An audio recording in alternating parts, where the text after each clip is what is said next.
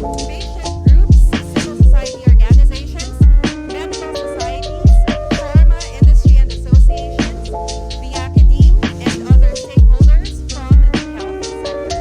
I am Joyce Ilas. I am the Communications and Advocacy Lead of Stratbase ADR Institute, and I will also be your host and moderator for today.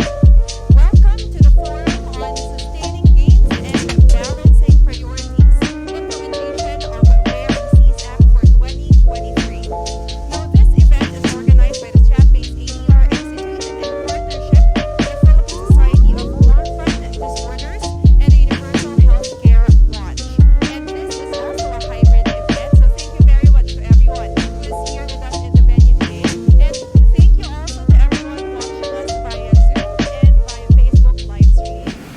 So the Rare Disease Act of 2016, or the Republic Act number 10747, is a comprehensive policy that addresses the needs of persons with rare diseases through the implementation of early interventions to increase their survival rate. In line with the celebration of Rare Disease Week and the 7th year celebration of the signing of the Rare Disease Act of 2016, we are gathering key decision makers and stakeholders today to continue the discussions on plans that will benefit our patients.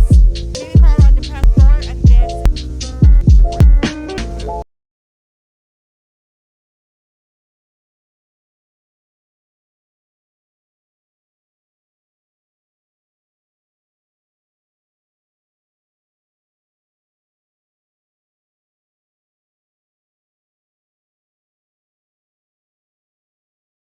and then entitled Sustaining Gains and Balancing Priorities, Implementation of Rare Disease Act for 2023. This is actually our third time to host this town hall discussion as our continuing support for the implementation of the Rare Disease Law of 2016. Allow me to share some thoughts. Globally, a small percentage of the population is affected by rare disease, also referred to as orphan diseases. However, in reality, rare diseases are serious and can be life-threatening. And even if there are available treatments, the disease will be likely a lifetime condition. And due to the low prevalence and the widely dispersed distribution of patients, there's an evident disproportion in the availability of treatments and resources. Persons suffering from rare disease indeed need the help of government, need the help of society as a whole.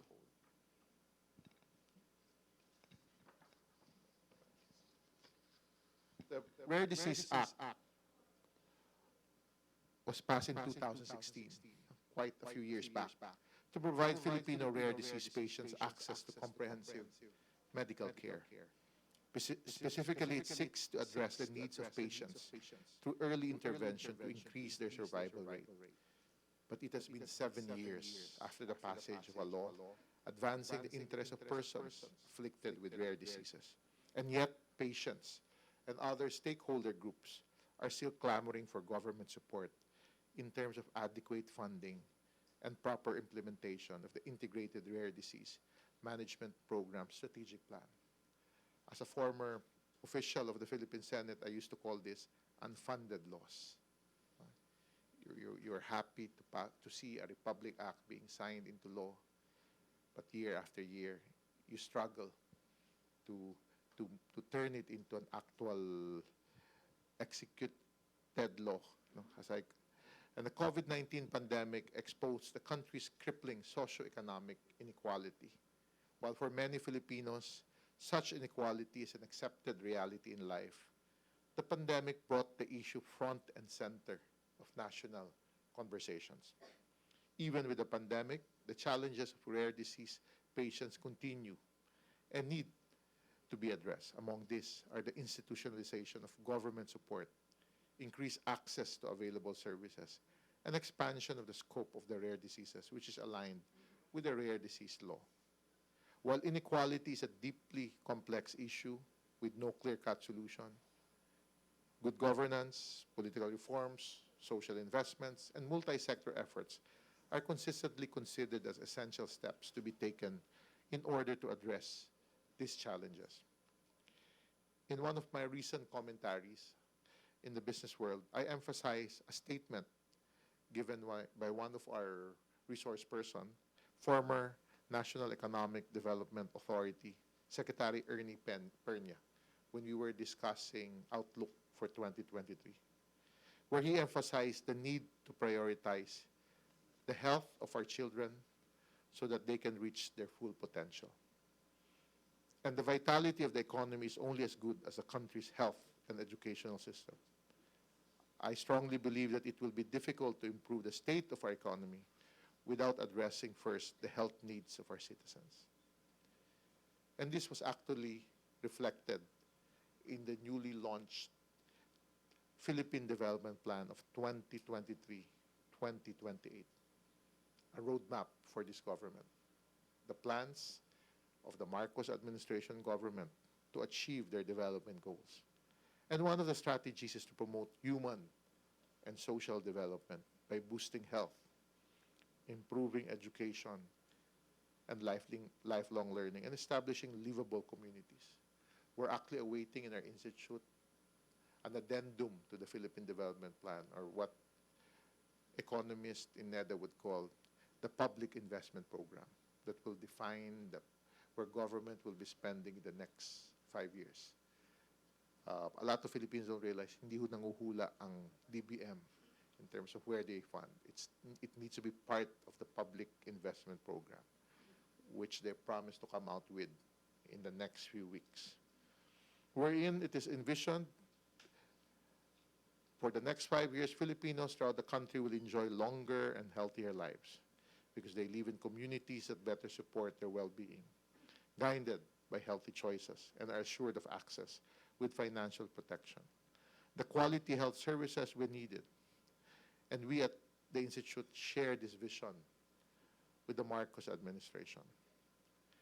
Last year in my Philippine Daily Inquirer commentary, I write in 2 newspapers, I spoke of the integration of health, social protection, and education as key in the socio-economic agenda of the government. This will correct serious pandemic management missteps of the previous Duterte administration. And the past year, like other health advocacies, we at the Stratbase ADR Institute continuously support the discussions on rare disease and its integration in the health system. We started, if I remember it right, January last year with the theme, "No one should be left behind" amid the continuing pandemic, and was followed by another event a few months later to discuss the delivery of responsive health services to affected patients. I still clearly remember the participation and active performance of our dear guests on that event, discussing, raising certain points, and we see similar faces this afternoon who have been supporting us from the start. And I use this opportunity to thank everyone for joining us then and for joining us again this afternoon. For the past 2 years, since we started the discussions, legislators of both houses of Congress have successfully included an allocation in the General Appropriations Act. It's just sad that in 2022, there was funding of 104.9 million, but we saw it going down to 28.8 million, lesser than 2022. I hope we can find the reason behind this significant reduction and address collectively, if needed, for the upcoming years. I'm a believer that allocation of funding to a program should be evidence-based or backed by appropriate data. And as previously mentioned, there's a need to continue the discussion to further facilitate the progressive implementation of the law and call for more inputs to sustain the support that will deliver health services, expand healthcare coverage, and respond to the challenge of rare disease patients. We gather as stakeholders, and I believe as stakeholders we can proactively collaborate in the decision-making process so that through a whole of society approach, which is the belief in our institute, not whole of government, not whole of nation, which tend to be statist, but the whole of society, government, private sector, patients, uh, medical professionals, should be part of the whole process, so the country's health system could achieve better health outcomes with a greater sense of accountability in healthcare delivery. It is vital to provide and expand our healthcare system with adequate resources.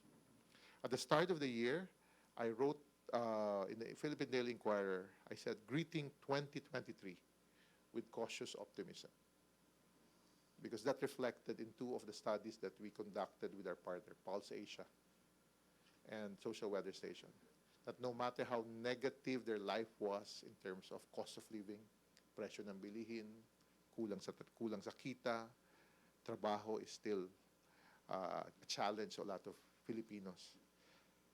But we all saw data of over 90% in both surveys of how optimistic they are for 2023. So I wrote about it. I said, greeting 2023 with cautious optimism. And what do I mean by that? Indications that key people in this new administration have good ideas. We see that in the Philippine Development Plan of what must be done to make life better for our people. It's now about executing. It's about allocating resources.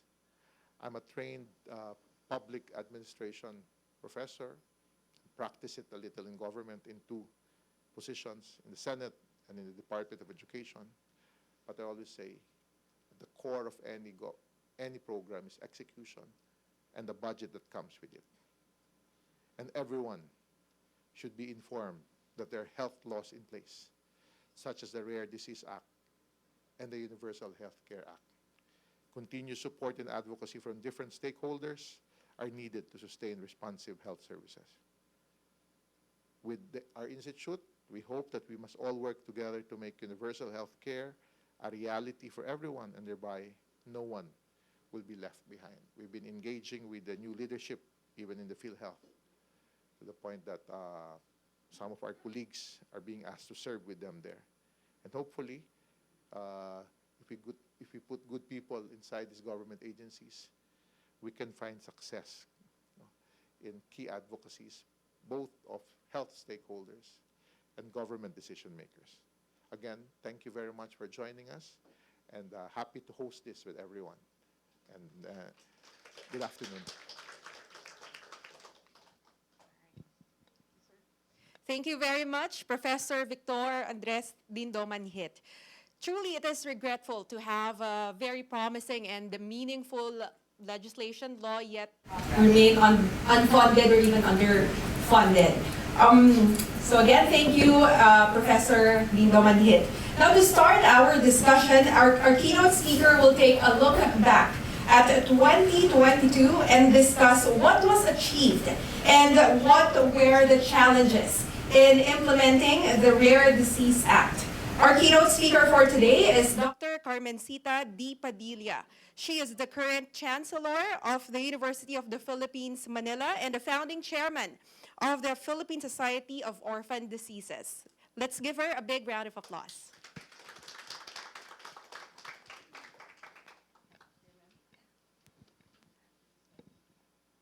Magandang hapon po sa inyong lahat, and it's a pleasure to be here, and I can see some old faces and some new faces. So my topic really is looking back at 2022. But then I decided that maybe I should start just a little bit before this to give everybody a chance to understand exactly, and it is not moving. Okay. You've heard it already. It is a law that was passed in 2016, and I thank the parents and the children and the patients who went with me in lobbying at the Congress and at the lower house. Yes, it was passed in 2016, and it's already 2023. Next slide, please.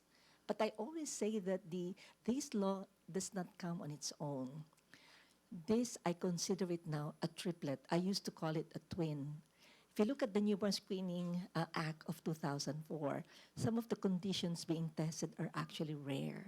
So we are lucky that some of the rare conditions are already funded by government all the way until treatment. But rare diseases go beyond the metabolic disorders. The reason we drafted the Rare Disease Act is because we saw the gap in the 2004 law. In other words, it really was just talking about screening, but there was a gap on treatment. Whereas the Newborn Screening Act of 2004 took us less than a year to be passed into a law, the Rare Disease Act took us 3 Congresses to get passed. Passed in 2016, the implementing rules and regulations were finalized in November of 2017. We're very happy now that we have the Universal Healthcare Act because the slogan of the group, no one to be left behind, and that is the spirit of universal healthcare. So we have to work around this. I keep saying that if it is universal healthcare, then we must find the space for the patients with rare diseases. Now, I just wanted to capture, because looking back at 2022 does not really give us the picture. So allow me to just go through this. When did it really start? Yeah, okay, so you just follow me, and it's a small screen. Way back in 1991, I just came back from my training in genetics. Actually, one of our actors is my former dean, who was very instrumental into my leaving for genetics, former Chancellor, UP Manila Chancellor Marita Reyes. And you can see that in 1996, we started the newborn screening program. Even in 1996, some of the conditions already rare. If you move, I have another graph just for newborn, but I wanted to show you the milestones before going to 2022. So we have the law being passed in 2004, and knowing the difficulty of getting it passed by Senate or the lower house, there was a cost-benefit analysis, just screening for 6 conditions at that time, showing that if it was screened in all babies in the Philippines, there will be savings of $11 million even at that time. And that was one of the things that pushed actually the passage of the law. So even if, let's say, the law was passed in 2004, it really took PhilHealth 2 years to come up with the guidelines. So it's funded by law. So part of the conditions in the rare conditions are actually funded by law right now. But moving forward, you can see that we have 7,600 islands, and we are now in 7,400 hospitals nationwide, which means every baby, not every baby now, because we had a dip during COVID, but about roughly just below 80% of babies born in the Philippines get screened for some of the rare diseases. But if I move forward towards the end, because you're asking me only to talk about 2022, you see that the journey has been really long, and that in the spirit of the Rare Disease Act, we have to go beyond the metabolic because there are so many rare diseases. Our next speaker will be talking about the plans which we discussed together with the medical societies, but towards the end of 2021, upon the direction of the Department of Health, we convened all professional societies in the Philippines to come up with the top rare diseases in the country. So if you look at that, the very end, the 2022, there, okay. This is the one they were asking me to talk about. So what happened in 2022? So we had the strategic plan being submitted to the Department of Health, and we thank them for funding the development of the Strat plan. Yes, it's been a long while, but I tell the wage I'm a very patient person. But while this is happening in the Philippines, in the international circle, there's a whole movement towards getting the position of rare diseases being noticed by the rest of the world. You may not be able to read it, but that is a WHO event in 2020. Okay. So it's a looking at 2022 is not enough for understood to okay, I should be working. There. So looking at 2022 is really not enough. I think everybody should appreciate that it's a very long journey. So even for newborn screening, I have another slide, which I don't have right now. It's a 25-year journey to get to the destination. And it's we're very happy that you're all here because, as we've heard from our first speaker, it's a whole of society approach. It cannot be whole of government. It cannot just be a single person. It cannot just be the parents. It has to be everybody. So this is really where we have been moving from 1991. So this one is probably the major, looking back at 2022, again, with the guidance, with the direction from the Department of Health, health outcomes, if you notice the vision for Filipinos with rare diseases. And the keywords are here, and this will be expanded by the next speaker: timely access, comprehensive, integrated. We don't intend to set up a new system for rare diseases, inclusive, enhanced collaboration, because we doctors cannot do it alone, and that it's going to be evidence-based and responsive. In terms of being integrative, we heard the allocation of, it's about 20 million right now. We asked for 104 million, but we only got 20 plus million for 2021. But I think for the following year, we're going to be given another 104 million. So I hope hindi po mabawasan yon. But for what is that? That is actually to fund the clinics throughout the country. So it's not enough that we give the medicine or the food, but we have to set up the clinics throughout the country. So under the newborn screening program, we have 15 clinics across the country with the 20 plus million given by government. We have another 18, so we will have 33 clinics for newborn screening, doubling up as rare disease clinics. Our commitment to DOH is that anything we set up for the newborn screening program will also be for the rare diseases. So nagdo-double up po yan, no? Newborn Screening Continuity Clinic, okay, / Rare Disease Continuity Clinic / Birth Defects Clinic. That is the commitment that we have given the government. Okay, so the objectives, and again, this will be expanded by the next speaker. It's this we convened, there were many, and I guess Dr. Eva will explain this, but we consulted, there were many stakeholder meetings, private sector, funding agencies, government, parents, all sectors to be able to come up with the strategic plan.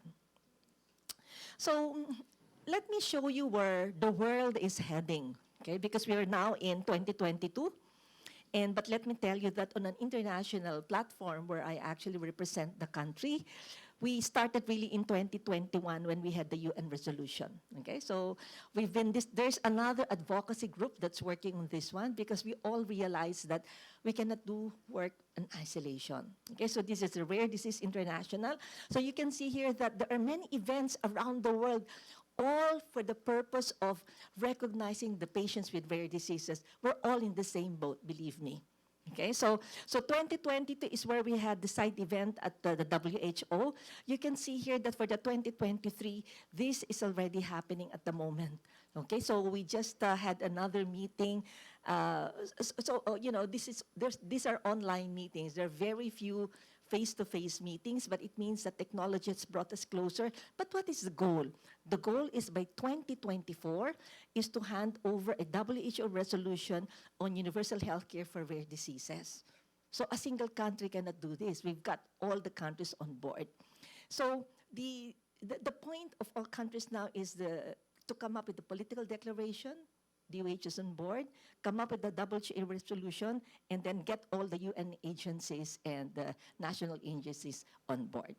Okay, so I guess for us, the ones who are working with the rest of the world, this is actually the landscape that we're looking at the moment. So we have multiple projects that are happening right now.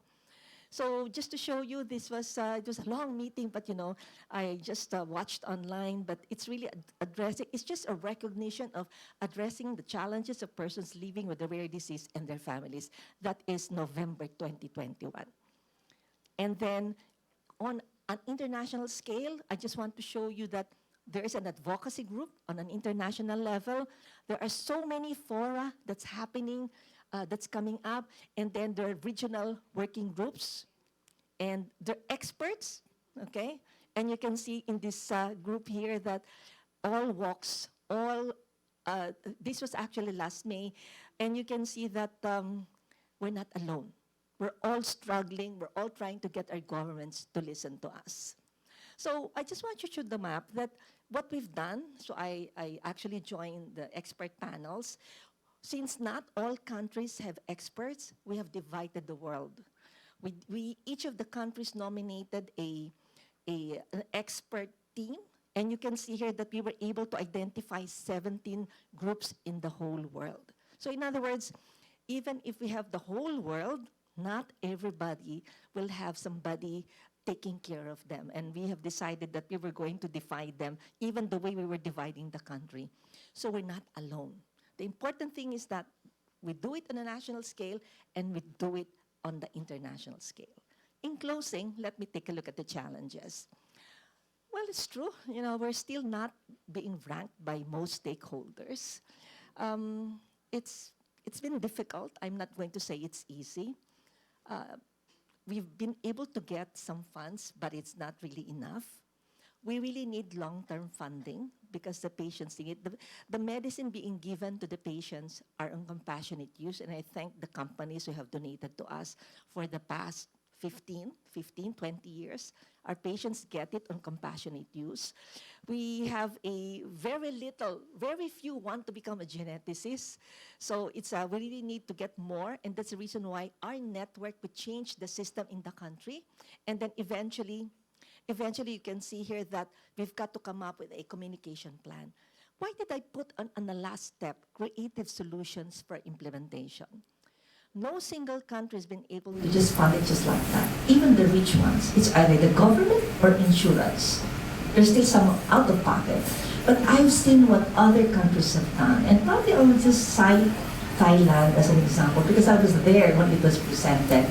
Wherein they also have the HTAC and at the end of the day, in the spirit of universal healthcare, they had to come up with a creative way of scoring so that their patients with rare diseases can actually be covered. Not all. So we think it's for everybody, it is not. When I say creative, it's not only in funding, but it's also in implementation, in the follow-up and the care. But at the end of the day, I think, if this room is full and we have our audience who's also watching us, and we have just to continue and lobby. And so long as all of us are lobbying at the same time, I think we will be fine.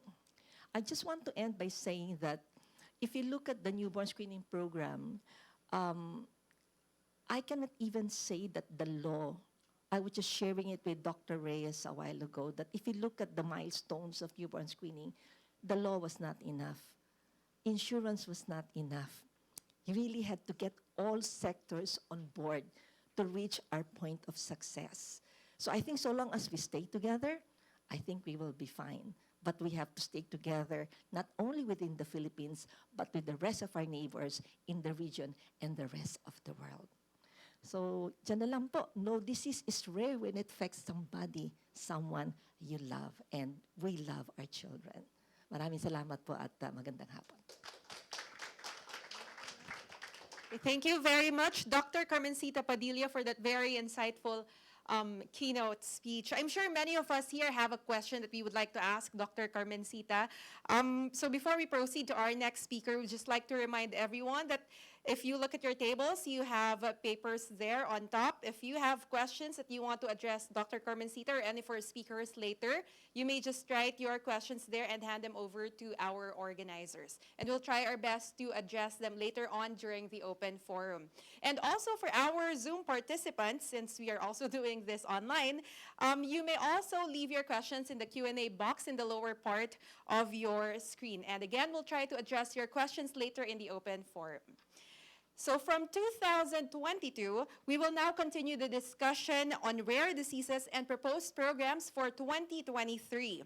Our next speaker is Director Eva Maria Cotionco de la Paz. She is the current Executive Director of the University of the Philippines National Institutes of Health. Let us all give a warm welcome to Director Eva Maria Cotionco de la Paz.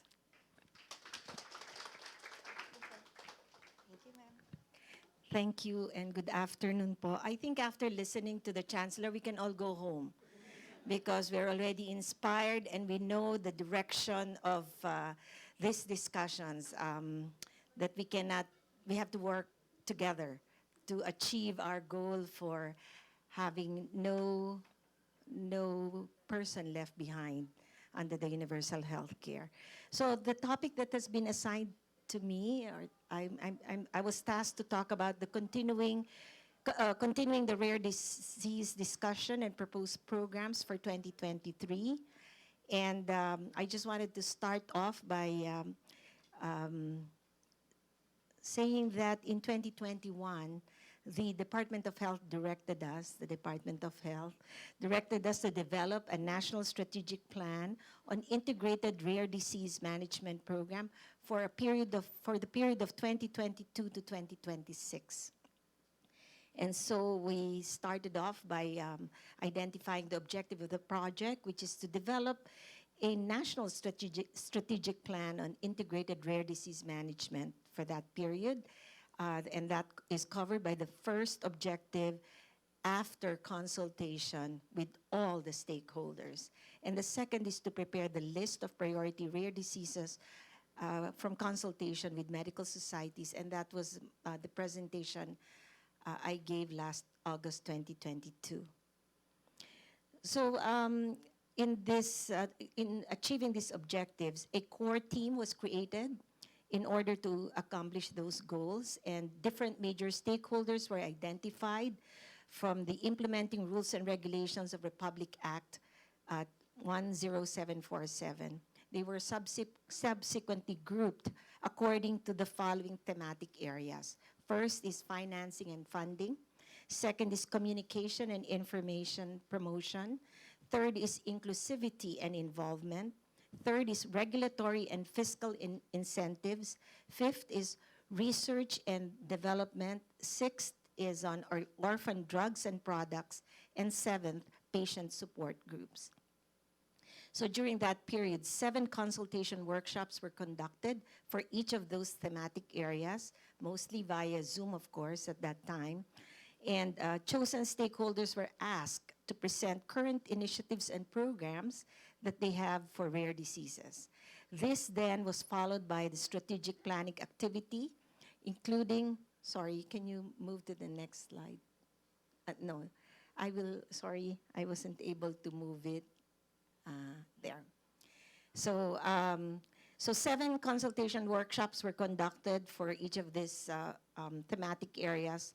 The stakeholders were asked to present their current initiatives, and this then followed with strategic planning activities, including the provision of inputs on the strategic plan and defining the roles and responsibilities of the stakeholders present.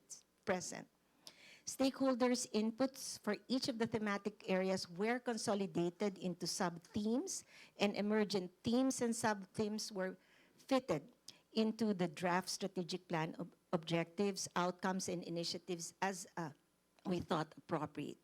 The consolidated draft strategic plan was then presented to the Department of Health for review, validation, and finalization.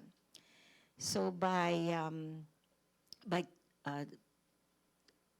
July 12 of 2022, the Department of Health issued a department circular to disseminate the 5-year strategic plan to all relevant stakeholders to serve as a guide for planning and development of policies, programs, and activities to address and support the implementation and achievement of the objectives stipulated in the Rare Disease Act of 2016.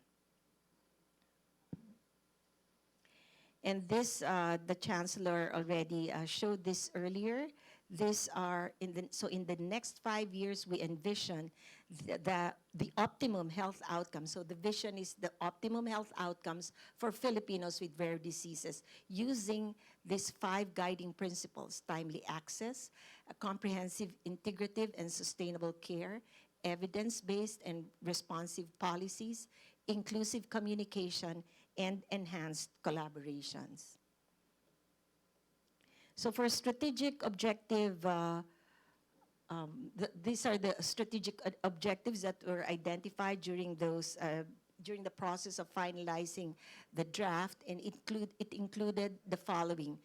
I want to read it because I think they are important, because these are the ones that helped us plan the activities that fall under each of these strategic objectives. First is integrate a comprehensive care plan for persons living with rare diseases within the public health care delivery system. The second strategic objective is to provide persons living with rare disease access to entitlements and benefits. The third is create a health promotion, public information, and education campaign on rare diseases. Fourth is to provide evidence for policy and program planning through research and development. Fifth is to increase availability and access to orphan drugs and products. And sixth is to provide financial assistance to persons living with rare disease. These are all ambitious strategic objectives, but we think that together we can achieve this for our fellow Filipinos. So let me just go through the ongoing initiatives that have been that the National Institutes of Health, in partnership, of course, it's under the Institute of Human Genetics, that were taken, that have been undertaken to address these strategic objectives as identified in the strategic plan. First is to integrate the comprehensive care of persons living with rare disease within the public health system. So the Centers of Human Genetics Services under the Institute of Human Genetics National Institutes of Health, these were set up, which was part of the mandate of the Department of Health Administrative Order 2020-0052 to address the urgent need for additional clinical geneticists,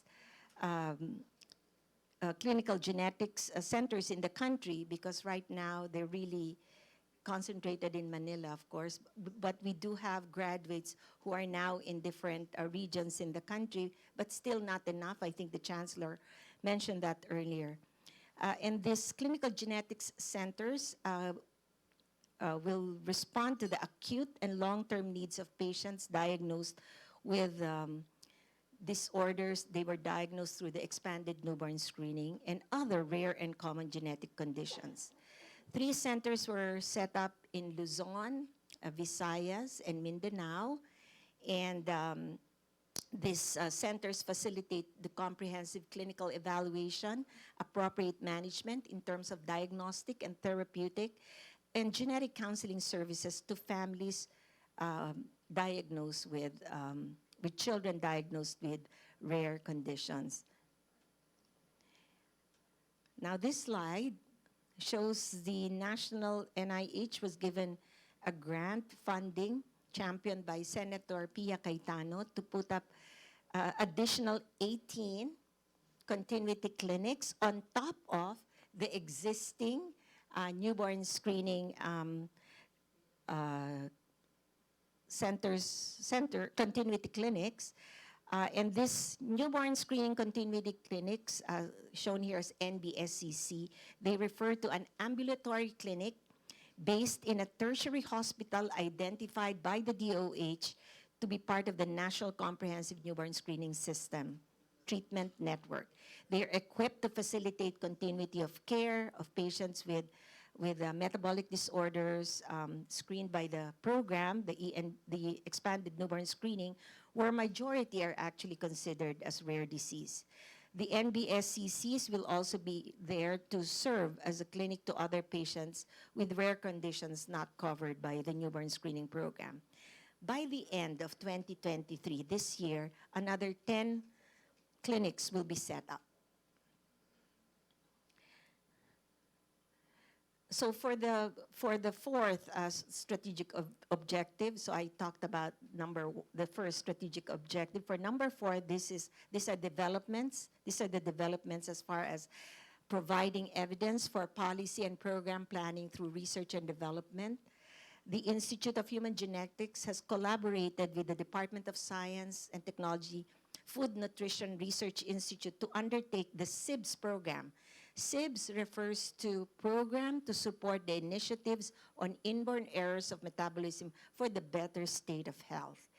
This program aims to develop and implement a research and development program towards addressing the nutrition needs of individuals with rare inborn errors of metabolism to improve their quality of life. The program includes the following component projects: an evaluation of the nutritional status, body composition, and dietary intakes of Filipino pediatric patients with inborn errors of intermediary protein metabolism. The second project is to develop a milk formula for individuals with maple syrup urine disease, one of the more common. It's considered a rare condition, especially in other countries, but it's also considered rare here, but not so rare in the sense that we do pick up a number of patients with MSUD. So this one, just for everyone's information, their urine smells like maple syrup, the one you put on your pancake. So the odor of the urine is quite distinct, and even and you will be able to diagnose the patient even by just using your nose. The third project is the development of recipes for Filipino children aged 3 to 10 years old, again with maple syrup urine disease. So what has happened is that through for strategic number 5, increasing availability and access to orphan drugs and products, the DOH administrative order in 2020-0052 mandates also the centers, the Institute of Human Genetics through the Centers for Human Genetic Services to serve as the central repository for medical food and orphan drugs and products and other treatment needs not really available locally as well as commercially. So other countries have what they call food banks. They have these food banks that contain pasta, low protein pasta, cookies that have this phenylalanine free cookies, you know, so there are different special food for these persons with special needs metabolically. So since 2021, the Centers for Human Genetic Services has been facilitating the procurement and importation of rare disease products needed in the management of rare disease. But we have to have this in a sustained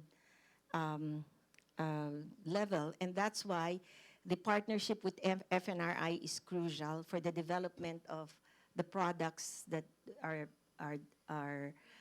that can be sourced out locally. So because when the borders closed, like when the pandemic happened, there was difficulty in access to special milk formulas. So I have talked about 3 strategic objectives that have been, that there are ongoing initiatives related to that. Now in this last part of the presentation are the future activities that are planned. So for strategic objective number 2, which is to provide access to entitlements and benefits, these are the planned activities in the coming months, ensuring persons with rare disease to receive the same benefits as persons with disabilities. Adoption of programs that promote the availability of opportunities for work and employment of able persons living with rare diseases. Enhancement of capabilities of kindergarten, elementary, and secondary schools to address the health and nutrition needs of pupils and students with rare diseases. Extension of integrated livelihood program to parents with children who have rare disease, because many of them have to provide care and therefore are taken out of the workforce, but they have to earn a living to provide for family needs. And then drafting of a circular for local government units to support the Rare Disease Act. The next one is to create, for strategic objective number 3, is to create the health promotion, public information, and education campaigns on rare diseases. And these are the planned activities to conduct continuing information, education, re-education, and training programs for health personnel on signs and symptoms, assessment and initial management of rare disease. Because it's rare, not many medical practitioners probably did not encounter them during their training or even in their practice, so they have to be provided this information. Disseminate materials on rare disease at least annually to all health personnel. Integrate the information into the existing education programs for medical and paramedical professionals, because most of the patients with rare disease, they require multidisciplinary care. provide incentives and scholarships for geneticists and genetic counselors to increase our tribe, the geneticists and the genetic counselors, include rare diseases in the curricula, even at the elementary level, integrate rare disease in the communications plan of the DOH. For objective number 6, providing financial assistance, the initiatives related to this objective are the development of guidelines that will facilitate and prioritize the health technology assessment of orphan drugs and products, which will be presented by our dear former Chancellor, Dr. Marita Reyes. Development of basic benefit package from the Philippine Health Insurance Corporation, the allocation of medical assistance as provided in Section 8 of Republic Act 10351, or the Sin Tax Reform Act of 2012, provide assistance to patients living with rare disease as stipulated in the RA 277 or the Magna Carta for Disabled Persons, and inclusion of rare disease in the medical assistance funds. That's the end of my presentation, and thank you very much for your attention. Thank you very much, Dr. Eva Maria Cutionco de la Paz. Definitely, we have a lot to look forward to in the implementation of this measure. So we heard from the past and the present. Now our next speaker will talk about the updates on the implementation and future directions of the Integrated Rare Diseases Program Management Strategic Plan of 2022 to 2026. He is the Division Chief of the Disease Prevention and Control Bureau's Child, Adolescent, and Maternal Health at the Department of Health. Ladies and gentlemen, let us all give a warm welcome to Dr. Manuel Ballesteros.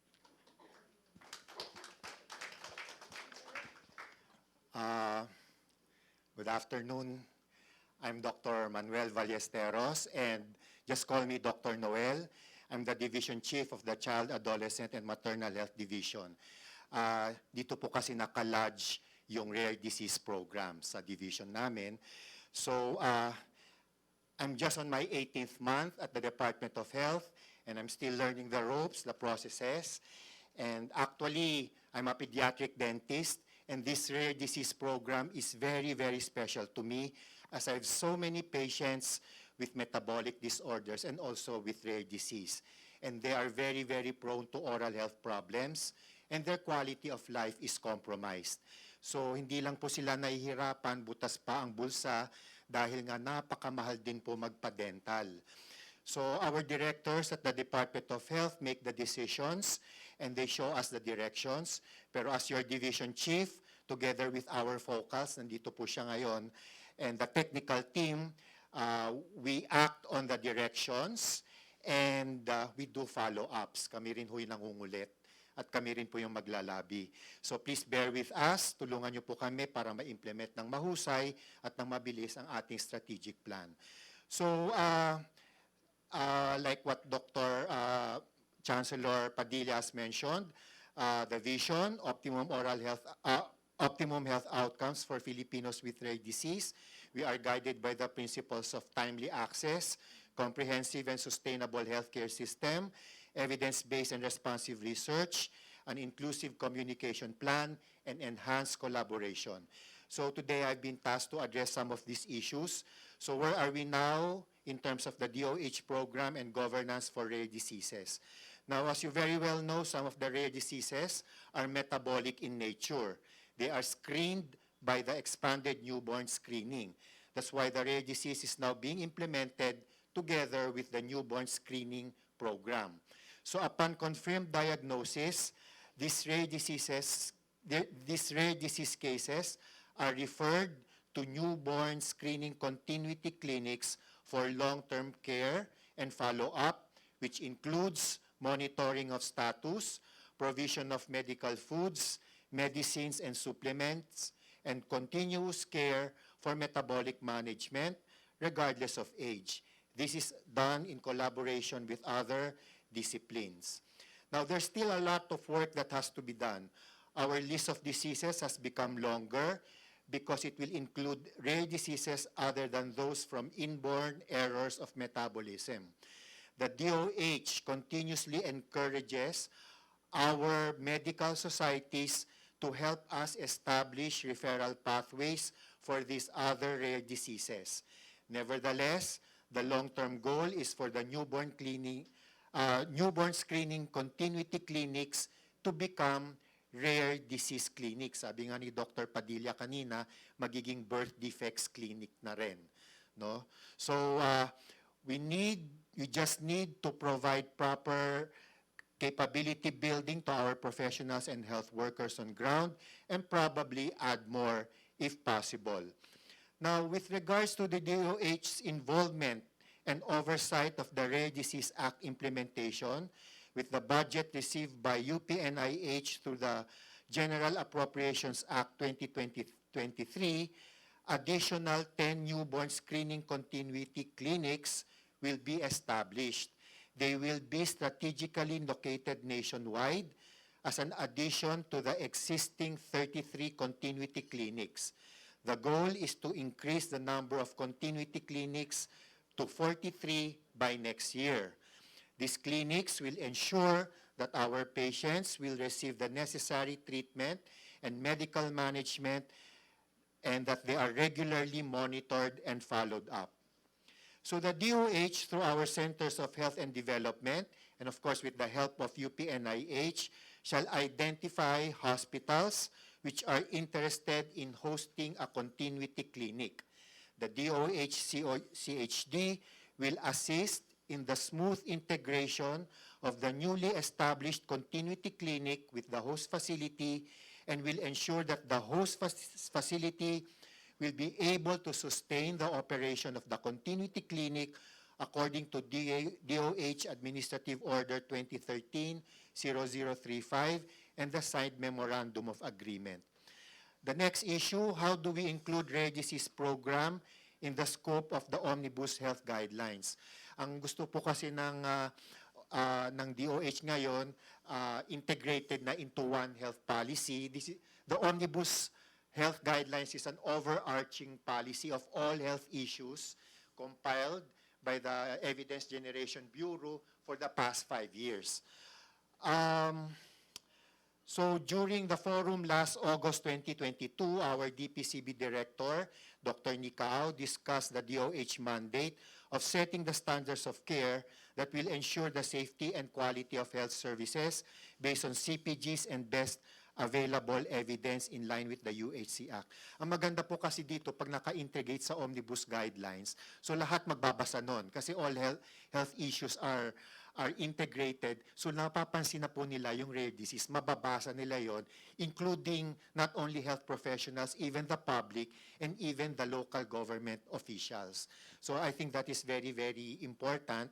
And for this year, ngayong taong ito, we will embark on the development of life stage-based medium-term strategic plan that will integrate all existing strategies of other child and adolescent health programs, and that includes the rare disease program. So baka magsimula ho kami within this month with the help of UNICEF. There is also a need to recalibrate the different technical working groups who have previously worked with us and come out with the integrated life stage-based TWG to guide all of us in the implementation as well as the monitoring and evaluation of the child, adolescent, and maternal strategic plan. No? So integrated na po lahat. And with the timeline set for the revision of the Omnibus Health Guidelines by next year, the rare disease program will finally be fully integrated with other health issues and programs. As for the guidance and plans on the development of CPGs for rare diseases, the DOH will ensure the proactive engagement with the concerned institutes of UPNIH and various medical societies to help us jumpstart the development of CPGs. And if there are any previously developed CPGs, pakisubmit po sila sa Department of Health for appraisal by the Evidence Generation Management Division of DPCB. No? Rest assured that during the CPG panel consensus discussions, now this happens kumisan twice a week, once a week, maihirit na po namin, no, pag may mga CPG na. So we have also a designated focal person from our division to push the best interest of patients with rare disease. So the strong recommendation rating of CPGs together with the approval of the Secretary of Health is very critical in securing for HTA health technology assessment facilitation for positive recommendation. This positive HTA recommendation shall be the direction for priority setting as provided by the UHC Act, and it will guide the DOH and the Philippine Health Insurance to come out with policies and programs relevant to rare disease health financing. With the CPGs in place, the DOH and other experts will continue to collaborate to generate evidence-based health promotion initiatives and materials. We leverage on the positive effect of the pandemic, which is the expansion of media platforms online. We will take our social media cards containing evidence-based facts on rare diseases through the DOH Healthy Pilipinas Facebook page. Similarly, various works with medical societies will evolve as we start to convene the life stage-based technical working group. One is through developing referral pathways for specialized treatment to improve the diagnosis of rare diseases. So the last issue is saan po tayo patutungo on the 2024 budget planning. The same manner, through the life stage-based TWG, we will have regular meetings to align the actions and interventions of different offices and agencies. This will be a venue of consultation during the creation of the strategic plan to ensure inclusivity of not just the stakeholders, but also ensuring the critical components of strategies will be covered and delivered by the specific agencies or organizations. One of the strategies of the life stage-based TWG is program implementation that will engage various stakeholders to contribute to discussions on funding interventions, social determinants interventions, reaching the unreached, among others. So we at the DPCB aim that the medium-term agenda and multi-sectoral strategic plan for child, adolescent, and maternal health shall be the guide for implementation of various strategies and activities at all levels. And the inclusion of rare disease in the Omnibus Health Guidelines will ensure that whatever developments in the standards of care will be delivered at all levels. So marami pong kailangan gawin, and like we keep on saying, DOH cannot do it alone. And as your division chief, it will be my duty to push our vision for persons with rare disease a reality. Mangungulit po talaga kami. At talagang insert po namin pag may mga meeting. Kasi kung minsan sa sobrang daming health issues involved, pag hindi mo ihirit, nagkakalimutan. So yun, talagang kailangan ng lobbying, pangungulit. So let us not lose hope. Alam ko maraming naiinip, maraming na-frustrate, but let us keep our energies high. Dahil sa totoo lang, sa UHC, walang dapat ang sino mang maiwan. Kaya wala ring iwanan sa labang ito. Ang lahat ng ito ay para sa batang Pinoy. Maraming salamat po.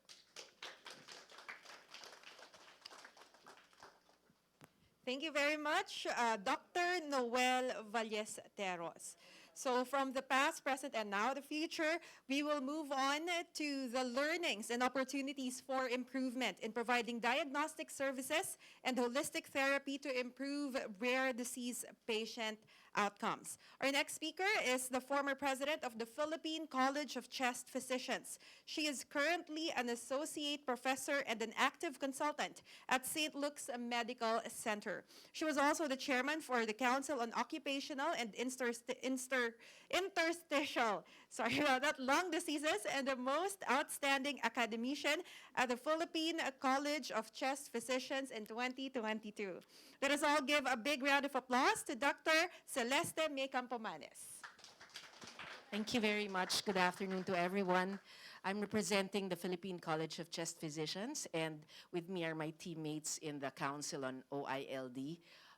They are part of the Advocacy and Support Group Committee. So I will start with, this is the title of the whole event, but I was tasked to talk about where we're going in terms of looking at the plans for, specifically for ILD. So let me just briefly run you through the patient journey of a patient with pulmonary fibrosis specifically. So pulmonary fibrosis is one of the rare diseases which has only been included in the list of diseases in the Philippines, I think this last year. So as you can see, the three esteemed speakers were speaking about the younger generation.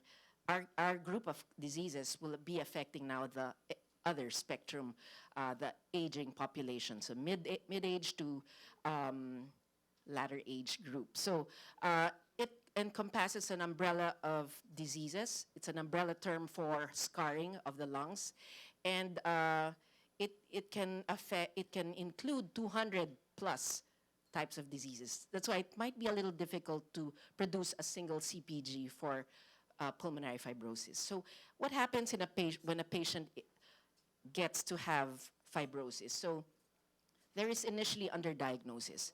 Patients will be, so pre-diagnosis. So the next 6 slides are about the journey. So you can see what is important to establish is a speed bump at every corner. And that starts with the diagnosis of a patient having interstitial lung disease. Patients will be diagnosed to have other conditions that are more common, can be obstructive airway diseases like asthma, COPD, or infections like pulmonary tuberculosis, and such, no? So yun munang iisipin, top of mind, common muna, before considering interstitial lung disease. And that's how there can be a delay in the diagnosis. Sorry, I have a... And so once the diagnosis is made, then the patient has to, the diagnosis will need to a specialist recognition. No? Unfortunately, what we need right here is, right now, is to arm our general practitioners and internists or other doctors in the forefront of medical care to entertain the possibility of ILD so that they can refer to ILD specialty centers. Currently, there are only 6 ILD Connect centers, and they are Luzon-centric or NCR-centric, actually. But we hope to spread the education on recognition henceforth, no? So once the patient is diagnosed through these ILD Connect centers, through a multidisciplinary team discussion, then treatment options are discussed with the patient. And again, there will be a cycle of feelings of sadness on the patient's point of view. And also, from the physician's point of view, there are already also speed bumps. How can they access treatment because treatment is expensive? Unang-una, how to arrive at the diagnosis requires a lot of diagnostic examinations. CT scan, pulmonary function tests, serologic tests to rule out connective tissue diseases. So marami po, no? And so the cycle of events will lead to a feeling of inadequacy on both sides. Now, from a specialist point of view, we have to, once we diagnose, we have to recognize those who will progress fast within 6 months to 1 year, because that's when the patients will now require more treatment, like, let's say, oxygen support, more access to antifibrotics, and consideration for lung transplant is like a dream, no? So we don't have the capability in the Philippines to actually yet, no, successfully send a patient for lung transplantation. So let me just go forward. And what is the the Philippine College of Chest Physicians promise? What do we intend to, how do we address this problem? So I've mentioned that the journey is long and difficult before the diagnosis is made, right? Patients seek first consultations with general practitioners, or others who are not aware of ILD. They're treated and maybe misdiagnosed. And then after a long period of time where the patient does not improve, they are referred to a referral center, hopefully. And then there a correct diagnosis may be made. That's the dream, no? And the goal, and therefore treatment can be initiated early so that we can address the disease appropriately. So at every step, patient factors, there are problems because the symptoms are non-specific. Not cough, chronic cough, progressive shortness of breath are not necessarily ILD symptoms alone. They can be present in other diseases. Kaya pwede talagang ma-misdiagnose. And for GPs, if they're not aware of ILD, it will be a long time, no? Maraming gastos na mangyayari sa antibiotics, TB treatment, etc. Once they're brought to a local hospital or even a pulmonologist, the access to diagnostic tests will be the problem, and then they will later on be hopefully referring to a specialty ILD center. And again, the access to treatment now will be a problem because of cost of care. So what do we do now? No? Since maybe 3 years ago, we have, the council had been steadily increasing what we call access to multidisciplinary discussion.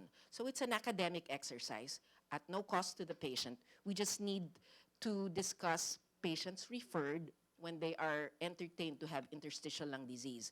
So who are present? Pulmonologists, radiologists, who know how to recognize ILD characteristics on CT scan, a rheumatologist, because we need to rule out CTD-related interstitial lung disease, and a pathologist to help guide us to, if a biopsy is actually obtained, they'll be able to actually tell us, oh, this is hypersensitivity pneumonitis, or this is in keeping with other alveolar damage diseases. So then the direction of treatment will be more specific, more directed, and so hopefully we add treatment options, which may not include just medication, but non-pharmacologic intervention like pulmonary rehab, oxygen therapy, how do we monitor the patient, and patient education. So down the road is lung transplant, as I mentioned, medyo dream pa ho, no?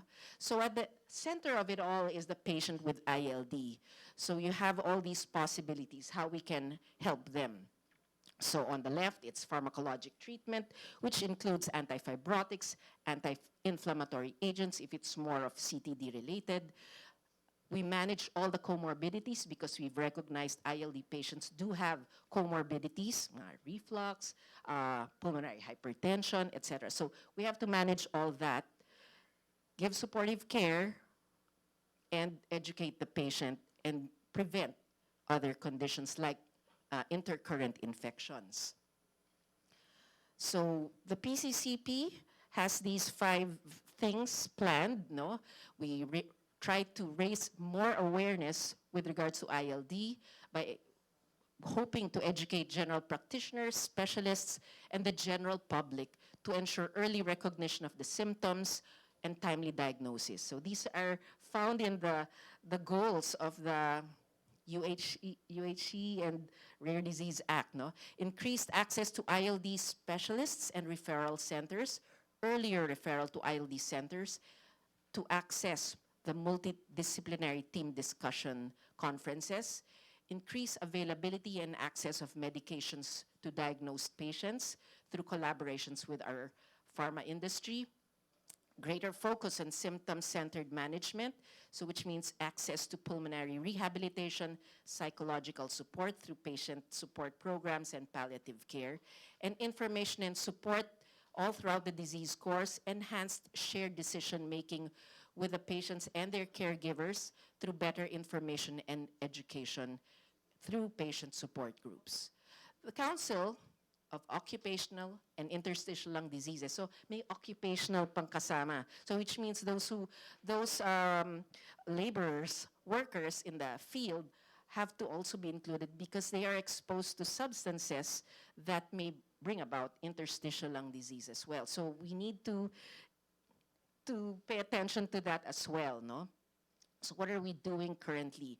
We are doing baby steps to start our Philippine National ILD Registry, and we're collaborating with the following medical societies: Thoracic Radiology, Rheumatology Society, and the Philippine College of Pathology. And the steward of this registry is the Council of the Philippine College of Chest Physicians, and currently we have 6 pilot centers because we really want to know what is the current state. We have a gap in terms of what is the status. We don't know. Is it really rare, or it's just underdiagnosed? So we've tried to, best efforts, we try to educate ourselves through convention symposia, postgrad courses. That's for specialists, but we intend to educate our general practitioners as well, no? Para hindi ho makalimutan that there is such a thing. Then we increase the momentum with multidisciplinary team discussions, or MDT for ILD, in the different hospitals. Thankfully, with the pandemic, we've learned to teach each other through virtual conferences like this, no? So one need not be present physically. And then we also intend to create digital learning platforms for GPs and internists to enhance awareness and early recognition. My council committee members have been very active in the social media because that is where we're at, content, no? And they're the ones creating all these hashtag. Every Breath Matters, Pulmonary Fibrosis Awareness Philippines, ILDPH 2022. We are visible on IG, TikTok, Facebook, and Twitter. And what they did last year was to, talagang we need young blood for this, no? What they did was to, in simple terms, this is meant for the lay, to recognize, to maybe they could actually approach their doctor. I've been having chronic cough for years. Despite treatment, I feel I'm progressively short of breath despite treatment. Maybe we should consider blah, blah, blah. And this is my x-ray. So we have started the Pulmonary Fibrosis Awareness Month last September, and we have lay forum flyers for this disease. So this is where we're at with regards to the PCCP's goal. We're trying to address all these goals slowly, and hopefully this reaches everyone's reach, and with the help and collaboration with all of you here, maybe we can do more. Thank you very much for the opportunity. All right. Thank you very much for that very insightful presentation, Dr. Campomanes. Okay. At this point, we will now hear from the private sector, which is a key partner in the implementation of the country's health programs.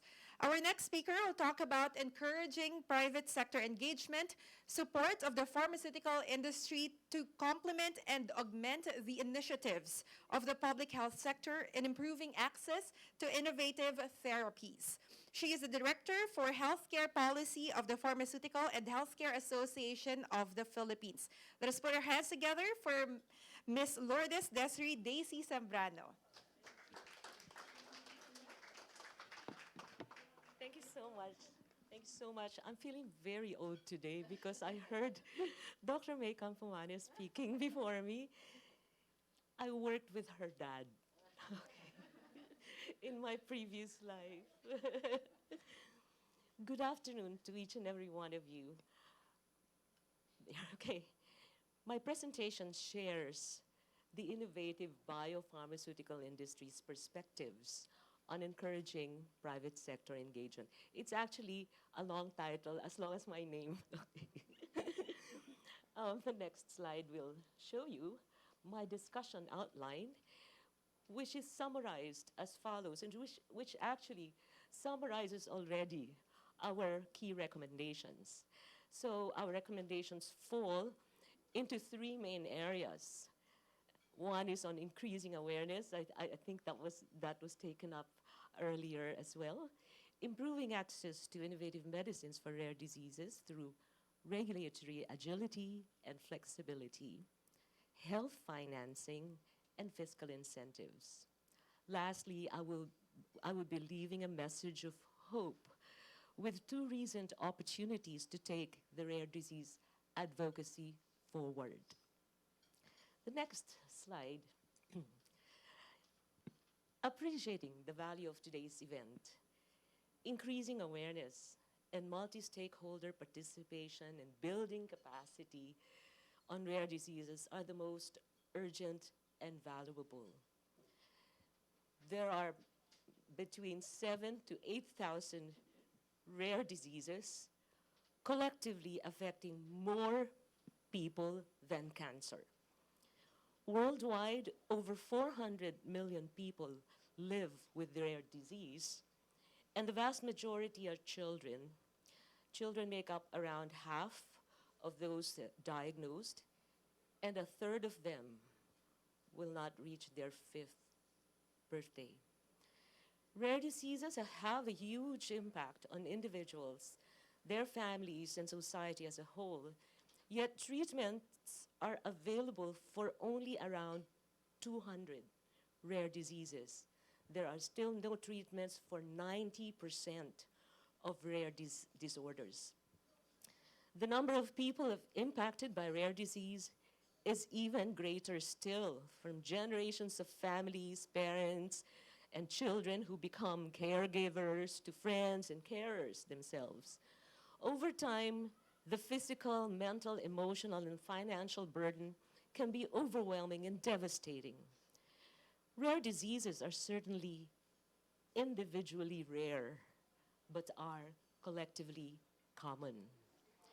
Rare diseases are certainly, we recognize low understanding and awareness and public support for rare disease. Globally, there's limited capacity for detection and management of rare diseases, as has already been discussed. There are certain tools lacking, patient navigation, registries, and hence we need to continue and build on today, on this event, by engaging quad media. I think the earlier presentation was very interesting, you know, the TikTok and all. I think we need to do that, and I'd like to announce that PHAP is actually proudly working with Dr. Bevho's team on the Healthy Filipinas, and I am calling on our members to help us also consolidate some of the materials that we can put in the Healthy Filipinas website, sir. Okay. Continuing medical education across various healthcare professionals, across specialties, building MDTs, focusing on accurate diagnosis and appropriate care. From the people in the room, we can establish, let's now, today, establish and build on a rare disease community. We can call ourselves the rare disease community, the rare disease society, the rare disease neighborhood, coalition, whatever, but let's do it already. Let's map service delivery networks within the context of the universal healthcare provider networks, patient navigation mechanisms, where to access healthcare services, treatment access. Let's put them all in the DOH website, in our respective websites, in the UPNIH, in the UST, in St. Luke's. Patient registries, list of qualified patients and conditions, as we offer also the pharma industry's capability in organizing international communities. I added that because as we speak, there's the APIS, the Asia Pacific Patient Group event happening today in Singapore. Next, please. So proud of our continued investments and huge milestones in science and innovation. We envision a future when, for instance, children who are currently afflicted with rare diseases and are bound to wheelchairs and tubes can have an opportunity to play and enjoy life, live longer. This report from the Pharmaceutical Researchers and Manufacturers of America, or US Pharma, presents development of 791 medicines for rare diseases across broad categories. Some of you have seen this slide before, but I'd like to continue showing it because we also share that our hope grows as scientists uncover more about rare diseases at the molecular and genetic levels, which drives the development of innovative treatments for rare diseases.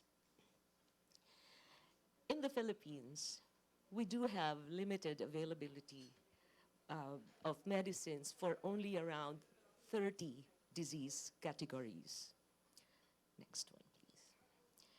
Because we believe that our innovation is nothing without access, I would like to let you in on some disturbing concerns leading to our recommendations.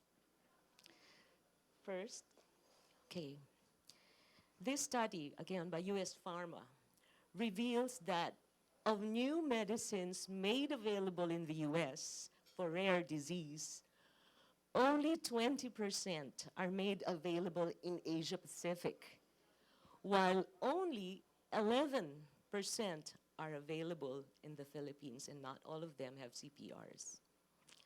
The next slide. That small percentage is also made available in the Philippines more than 3 years after the initial launch. Next one, please. So in absolute values, 50 out of 460 new drugs, that's 11%, launched globally are available in the Philippines with a delay of 3 years. We therefore see agility and flexibility in regulatory processes as primary enablers for access. Expedited FDA registration pathway. My colleague Ricky Binos here is so proud of the reliance pathway achieved for most medicines. Reliance pathway meaning evaluation within the ASEAN can reduce redundancies or iterative processes. So there will be a shorter duration of reviews. Rolling submissions can be considered, priority reviews, expedited developments, conditional approaches. In terms of physical supply, we would appreciate green lanes for Bureau of Customs release. An alternative HTA process, recognizing difference in magnitude and prevalence versus other diseases, needs to be in place. For instance, this was pointed out not just by me, so okay, please don't get mad, okay. Needs to be in place. For instance, might an alternative list identifying unique conditions be considered instead of the end in mind of a Philippine National Formulary list? Managed entry agreements or managed access agreements, I think the DOH is now looking into this possibility. These are in place in some countries. These are contracts, agreements with clinical trial and negotiated pricing components. So the clinical trial is funded on a negotiated pricing discussion, for example, PhilHealth or DOH or NIH, and clinical endpoints can be used to inform health technology assessment while building knowledge on the condition. Australia and the UK have this in place. Next one, please. Okay. Generating evidence for rare disease technologies is a challenge. In designing a rare disease-specific HTA pathway, we can consider some peculiarities in submissions, such as, the condition's natural history is not well characterized. Heterogeneity of disease, there are many subtypes, there's 1, 2, A, 3, A, and variable treatment effects.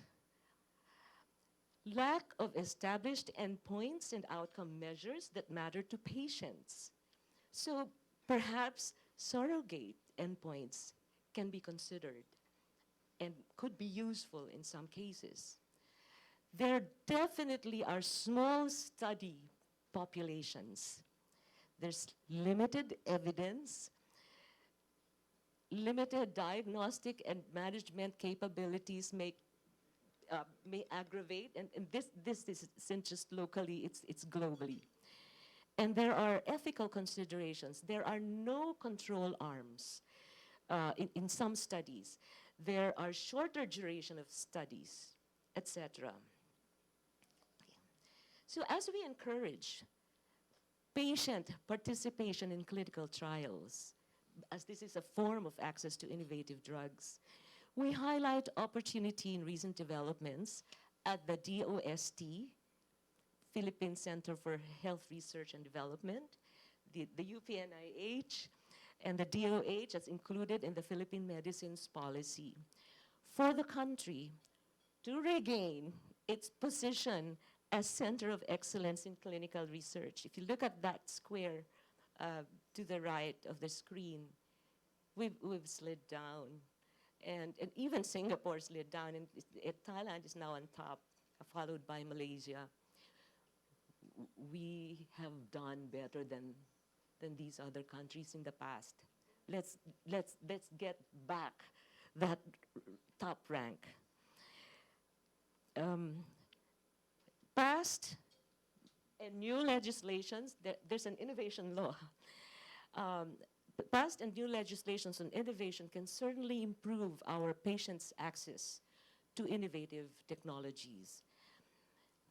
Next one. Medicine access across the country remains to be a challenge. In a social weather station survey commissioned by PHAP in December 2021, it was found that medicines are perceived to be the most burdensome healthcare expense, and that people are asking for better support from the government. Can you imagine how that is aggravated for a rare disease patient or his or her family? We did a deep dive into this with health leaders and former health secretaries and found two critical points. That perception is because we pay for medicines mostly out of pocket. Majority of patients taking medicines are in the outpatient setting, and we are yet to have an outpatient drug benefit, although of course we're aware that that PhilHealth is actually piloting already Consulta package. When benefit packages for inpatients are in place with no clear allocation for medicines, little, if any, goes into medicines. And an even deeper analysis revealed that only a handful of medicines are part of the Philippine National Formulary and qualified for reimbursement. That's a whopping 676 out of 19,381 registered in the FDA, and that's a study of the World Health and OECD. Current procurement laws limit availability of innovative medicines in the public sector, including the possibility of PhilHealth reimbursement. With these findings, we raise questions on how do we provide access to those medicines not in the Philippine National Formulary? How do we reduce out-of-pocket expenses on medicines? Next slide, please. Our third recommendation, therefore, includes health financing and fiscal incentives. As taxes contribute to the cost of bringing in medicines for rare diseases, VAT exemption, as is already in place for antihypertensives, anti-hypercholesterolemia, and antidiabetics, could be expanded to enhance rare disease-specific HTA pathways in a possible alternative list to the PNF. A rare disease list can be devised as we propose provision, to implement provisions similar to what are in the National Integrated Cancer Control Act, the RD Assistance Fund, PWD registration. They're all in the law anyway. Medicine access sites, expanded PhilHealth Z And to drive up scale and equip price negotiations, can the APEC platform be used to pull procurement within the ASEAN, which may also be a viable option? This is based on the PAHO model for vaccines in Latin America. Next slide. It is also worth exploring innovative funding models, such as what are in place in 39 countries, as reported by this IQVIA study. These are blended finance, novel private insurance, government funding schemes generated by multiple stakeholders, multi-source crowdfunding, financial services such as credit or savings plans. Next. Okay, as promised, I wish to end my presentation today with new opportunities that spur hope. PPPs, as a Marcos administration call, and perhaps UHC Blueprint for Access to Innovative Medicines project. Next, please. Let us heed the call to public-private partnerships. And I repeat the invitation to all of us here to already form ourselves into something from the private sector. The establishment of the Private Sector Advisory Council with health as a major component is a tangible channel for us to put together our shared goals and aspirations to provide an environment that facilitates help for our fellow Filipinos, especially children with rare diseases. Our strength from a bigger and broader rare disease community can inform policy and legislative priorities. At the end of this forum, perhaps we can answer the question, what low-hanging fruits can we take up with the Marcos administration? Meanwhile, perhaps UHT Blueprint on Access to Medicines is envisioned to be a 3-year pilot partnership proposal designed to accelerate access to innovative medicines under the UHT framework. The program will have 2 components. One is the PHAP card program, and the other is an ecosystem building. Next one, the PHAP card, PHAP patient health access program. Next slide, please. Okay.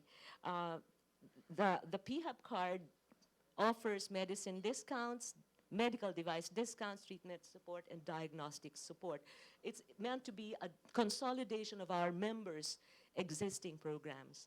Next, please. Ecosystem building will look into health financing, health info system, service delivery, and human resources. Next one, please.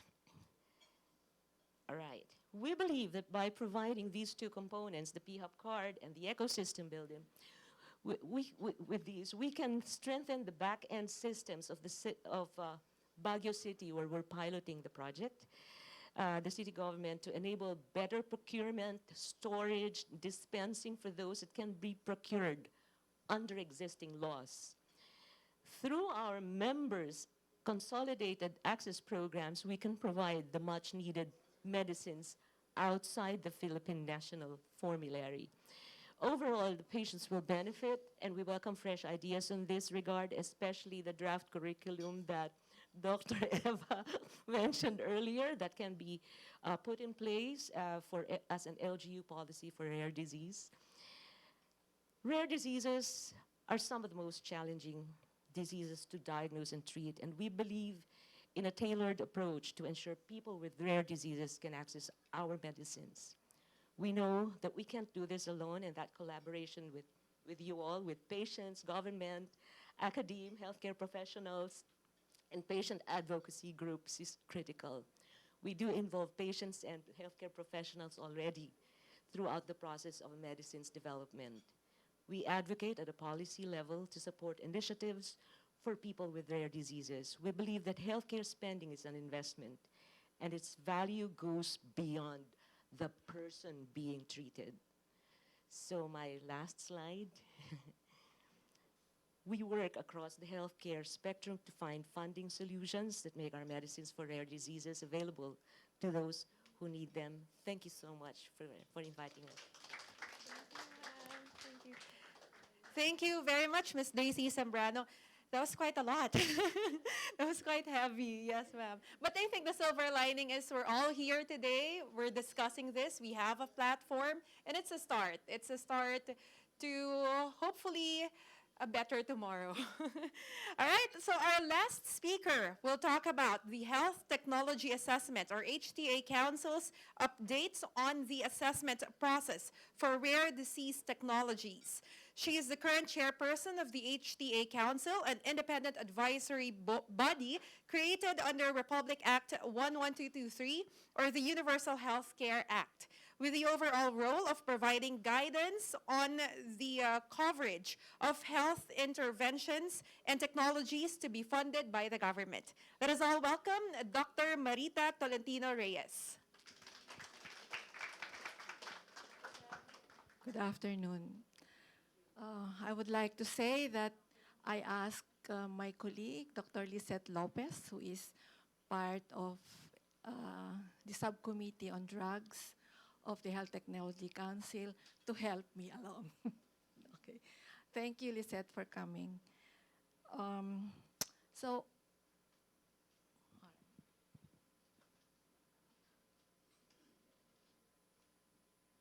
all right, this is my presentation outline. I'll have a quick review of HTA 2020 to 2022, talk about briefly the HTA process so you would understand. There were two speakers earlier who mentioned health technology assessment, facilitation of health technology assessment. And I would like to touch on that so that we will understand what's going on with health technology assessment. And then I'll talk about the prioritization criteria in 2022, which we did last year. How many technologies were nominated and how many were selected. And then another topic would be the challenges we encountered. Oh my goodness, what happened? The challenges that we encountered in the selection process and what we foresee in the health technology assessment in the future, and what are the updates. First of all right, please everybody look at this diagram. First of all, HTA is a priority setting mechanism to guide coverage decisions. And by coverage decisions, we mean what will be included in the PhilHealth benefit package, what will be included in the DOH public health programs, what vaccines will be included in the national immunization program, what equipment should be part of health facilities enhancement program, and what should be in the Philippine National Formulary, what drugs should be included in the Philippine National Formulary. So as far as rare diseases are concerned, this probably would be our focus, and this one. What drugs would be part of the benefit package and what would be included in the Philippine National Formulary. All right. But before HTA, we need to contend with FDA, regulatory review, where the FDA will look at product quality, efficacy, and safety, and issue a CPR, or for emergency, for public health emergency, and EUA, no? And require before HTA, before health technology assessment can be done, the CPR should be issued by FDA first, and then also comply with, in the law, a phase 4, results of phase 4 clinical trial. That's a requirement before we do HTA, except in public health emergencies. So you see, it's not that easy. There is a law that says, HTA, you do it only after FDA and after a CPR has been issued and after the results of a phase 4 clinical trial is out. All right? Okay. And then we do the health technology assessment and then determine what we will recommend to the Department of Health and PhilHealth in these programs. And then if for example, we find that it is it's effective but very costly, then we refer to the price negotiation board for negotiation and make them okay. No. So what did we do in 2022? Now, prioritization means that it is expected that a lot of drugs and equipment and all that will be nominated for possible assessment. So we do. So in other words, we have to prioritize which among those nominated will undergo assessment. And it is the assessment that will have to be done so that a recommendation can be submitted to the DOH. So in other words, we looked at how many health technologies were nominated in 2022. We had 125 drugs and few equipment. No? But we have to look at existing health technologies that were nominated by PhilHealth for us to look into them, and also DOH, I think, a vaccine, and new health technologies. And if you notice, the prioritization criteria differ between the existing and the new. So the common criteria would be total number of users, and right off you'll say, ay nako, talo na ang rare disease, no? Number of users, no? But you will notice that for new health technologies, ito naman ang kabig ng rare disease because it is included as part of the National Health Service Needs. Agad nakalista sila sa rare disease listahan ng NIH o ng DOH, pasok na sila kaagad 20 points. Alright? So that, therefore, that negates this criterion. And this is also not present in most other drugs, no? Only for rare diseases, for those prioritized by the Department of Health. Okay.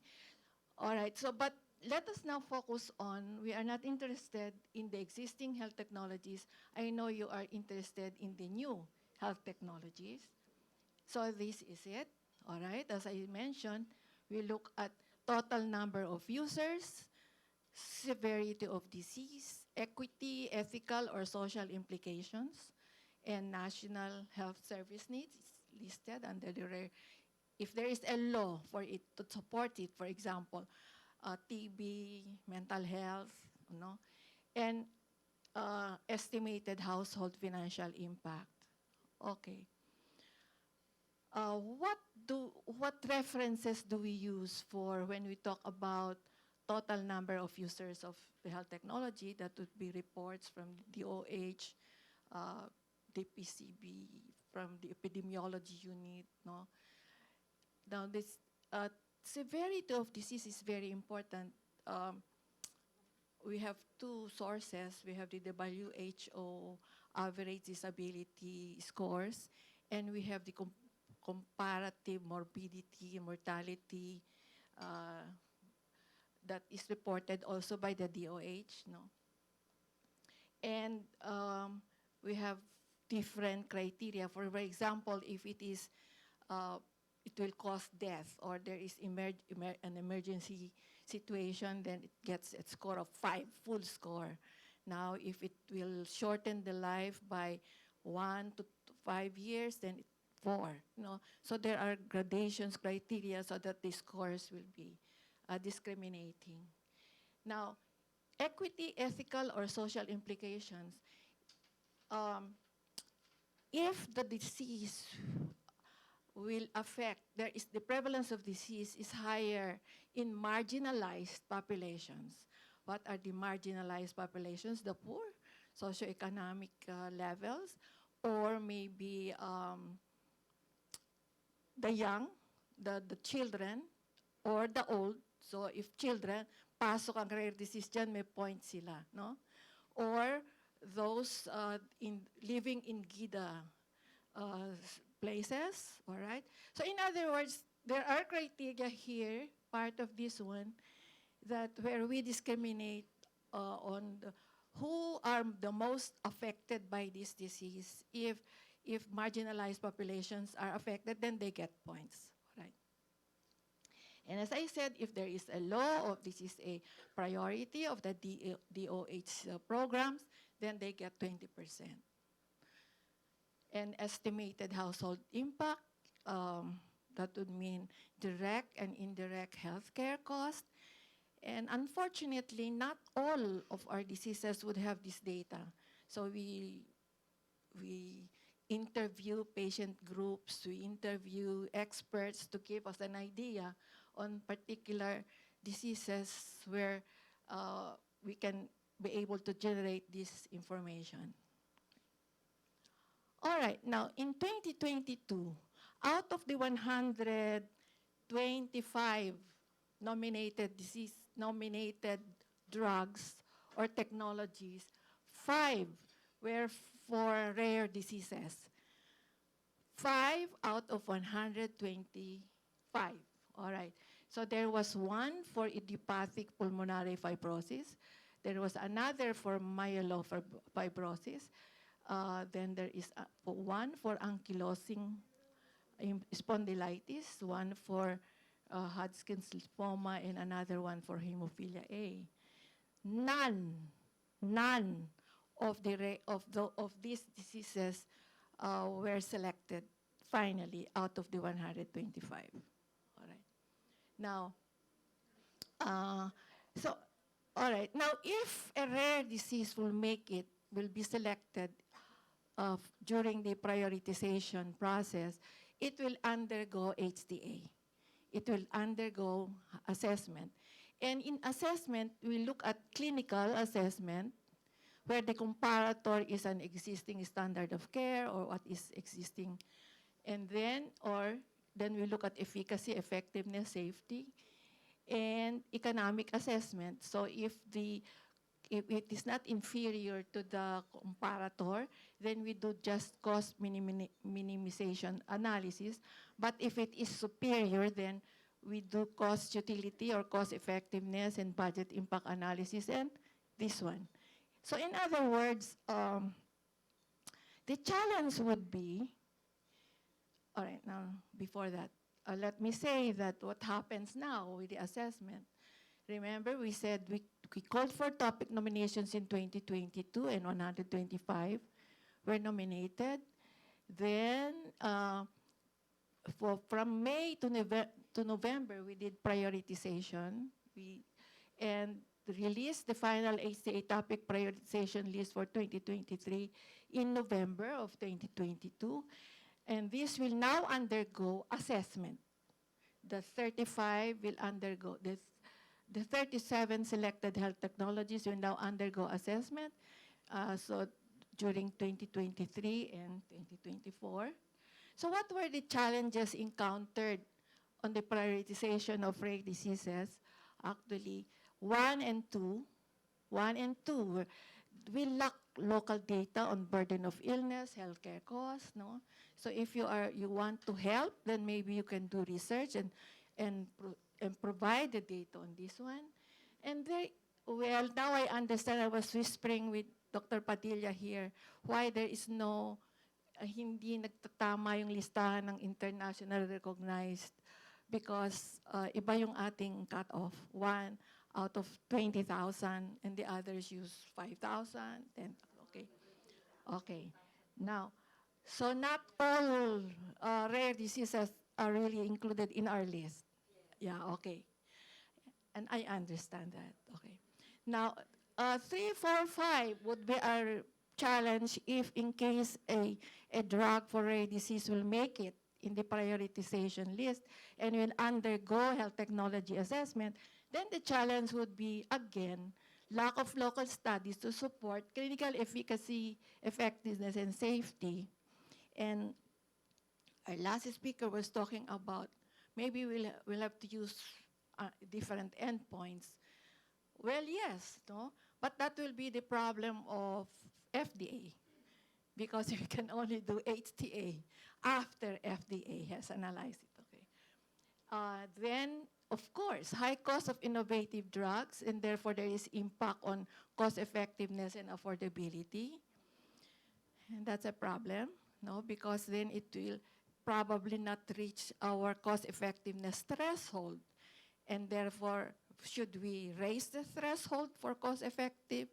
For the threshold, maybe yes, why not, no? Okay. And then there is also lack of data on prevalence and access in subpopulations, because this will give them additional points if we know in these marginalized subpopulations. So, wrap up na raw. So here is our updates. Bakit passing ko parang mabilis sa akin, ano? Bakit kanina haba-haba? Okay, anyway. Anyway, first of all, stock transferred from DOH to DOST. So we are now DOST, affiliated with DOST. And it means, like transferring, when you transfer, ang dami-dami, equipment, physical facilities, personnel, budget, So we still need to establish the HTA Research Network. So if you would like to be part of the HTA Research Network, that will be fine, because that's really expanding our capacity. And then our budget and physical office infrastructure. We will start assessment of what we did last year. When will we call for topic nomination? We hope to call later this year when we are settled with the OST, and also when we have started prioritization, assessment of those topics that we prioritized last year. And yes, this is a work in progress. We continue to refine our prioritization criteria, our nomination forms and requirements, and therefore we're open to a lot of your creative suggestions. So yes, TAD are open to collaborate with different stakeholders. So let's talk. Thank you.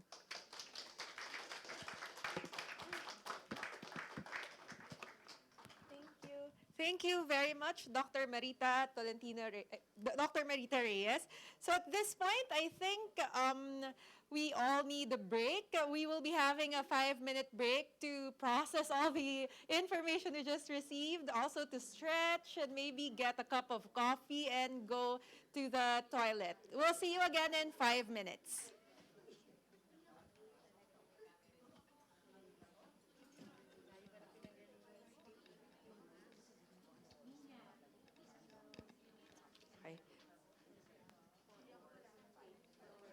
Okay.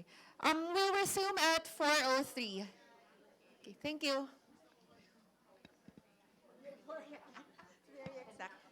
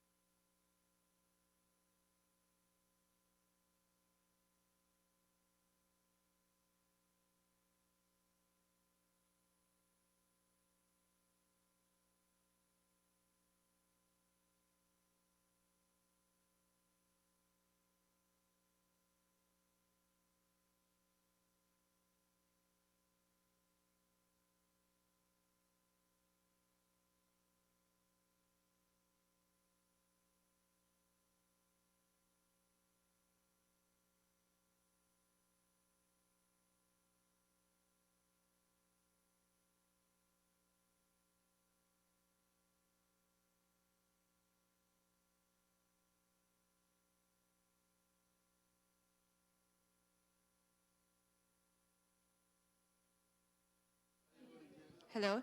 May I request everyone to please settle down. We'll start in a minute.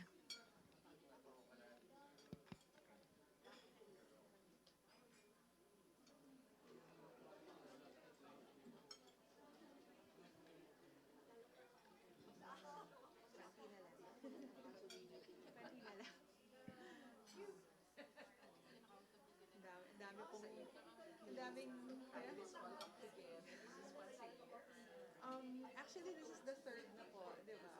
So, once a year. Hopefully, we'll get better news next year. Yes. May progress pa na. Yes. Hopefully, we'll get a lot of progress. Yes, po.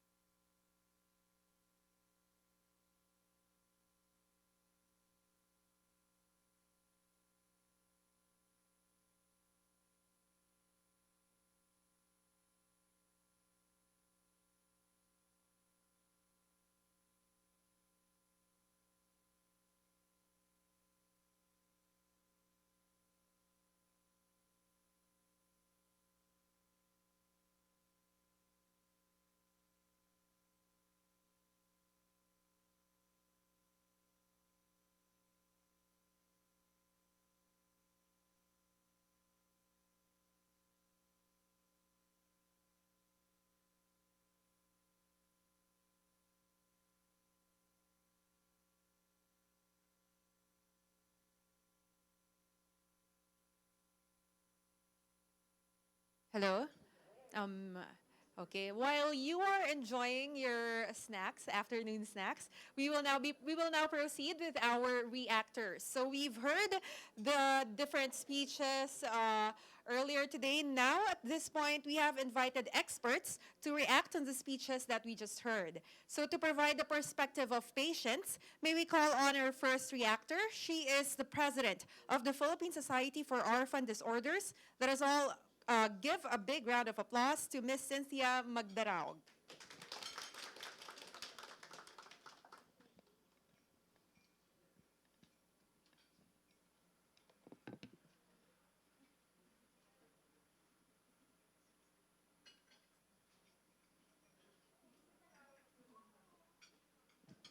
Good afternoon. Yes, I'm the president of PSOD, but more importantly, I'd like to share with you that in my family, my immediate family, my son has a rare disease called Pompe disease. And then very recently, with the help of Dr. Acampomanes, my husband died of a rare disease, interstitial lung disease. No? But I'm very grateful to her because uh, you took good care of him. Okay. I just like to, I'm very happy that I attended this because it made my burden, because I'm still grieving, no? My burden easier to take. In the beginning, I said, why me to have to go through two people that I love very much to have a rare disease? And, you know, it takes so long to deal with that. No. But hearing all the very expert speakers, I think that it has lightened my burden and that there are new developments now, and I hope that my second son, I have 3 grandchildren, and I just hope none of them will have a rare disease, because I understand, is it correct, Doc, that it is genetic somehow? Yes. So that is my first valuable reaction to today's. I do not wish that any of you go through dealing with a member of the family with rare disease.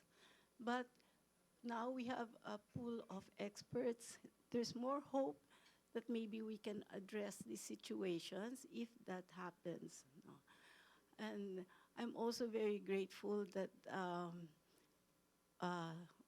of the 16 years that I have been dealing with rare disease, very grateful that we had the very good leadership of Dr. Padilla, Dr. Eva, and the whole NIH.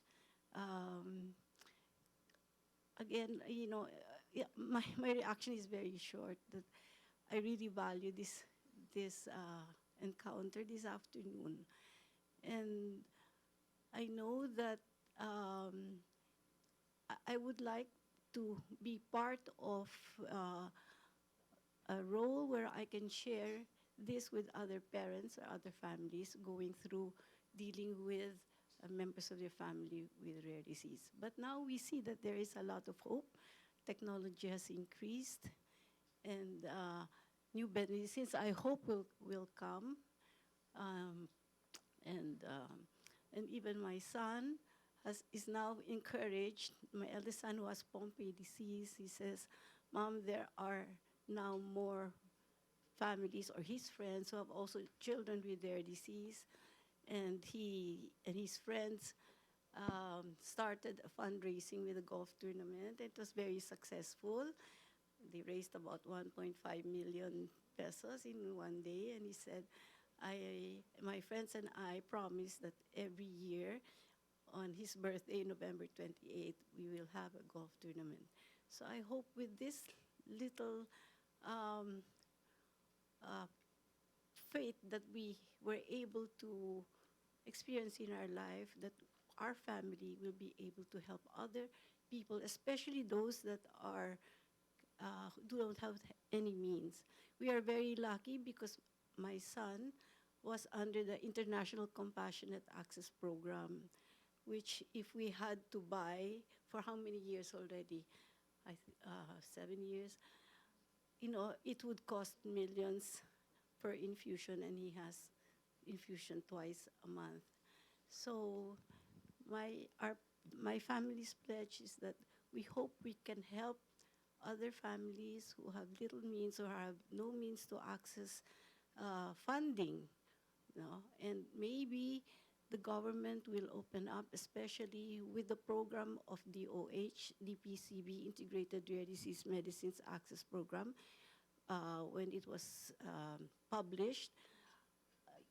Correct me if I'm wrong, but I understand that this could be one source of funding for treatment. So thank you very much for having me here, for inviting me, and I hope that you will not have the same fate as we did. Thank you. Thank you. All right, thank you very much, Ms. Cynthia Magdaraog. It's for that very heartwarming message. It is really for families like Ms. Cynthia's that we are all here right now, and very heartwarming to know that somehow, maybe one family at a time, we are in our own way making a difference.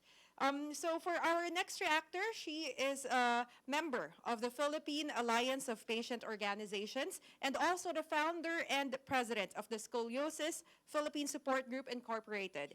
Let's give it up for Ms. Amanda Bonife-Quiamco.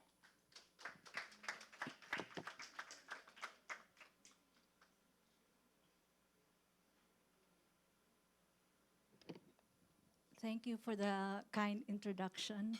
I am from Davao. Allow me to greet you, Madayaw. Today, I am honored to represent and serve as the voice for the Philippine Alliance of Patient Organizations, or PAPO.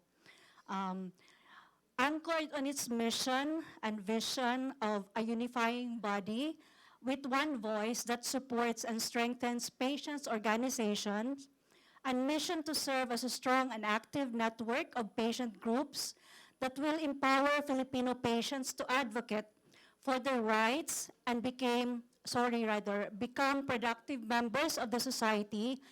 PAPO conducted significant programs, projects, and activities with the aim on improving patient engagements and developing a robust community of patient leaders, such as continued education on the health technology assessment process, coached disease-specific patient groups such as Hemophilia Philippines, Haplos community.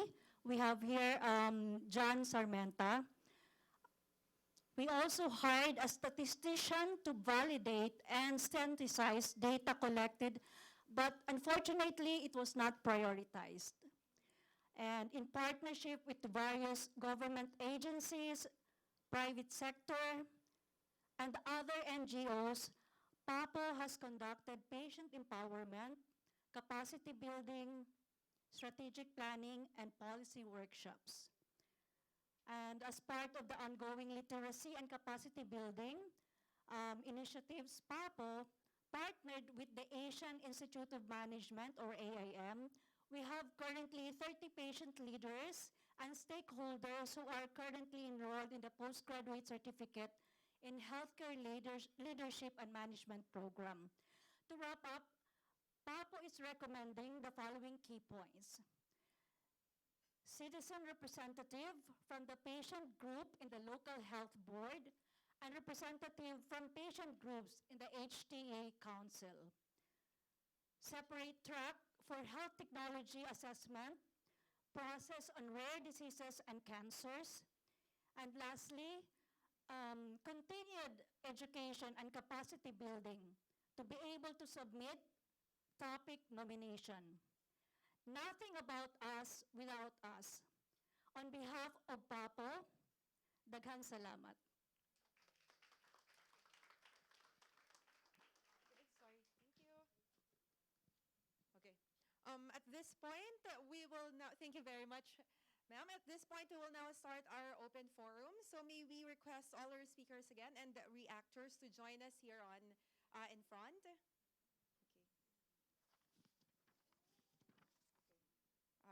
Dr. Padilla, Dr. Cotionco de la Paz, Dr. Vallesteros, Dr. Campomanes, Ms. Zambrano, Dr. Reyes, Ms. Magdaraog, and Ms. Bonife Quiamco.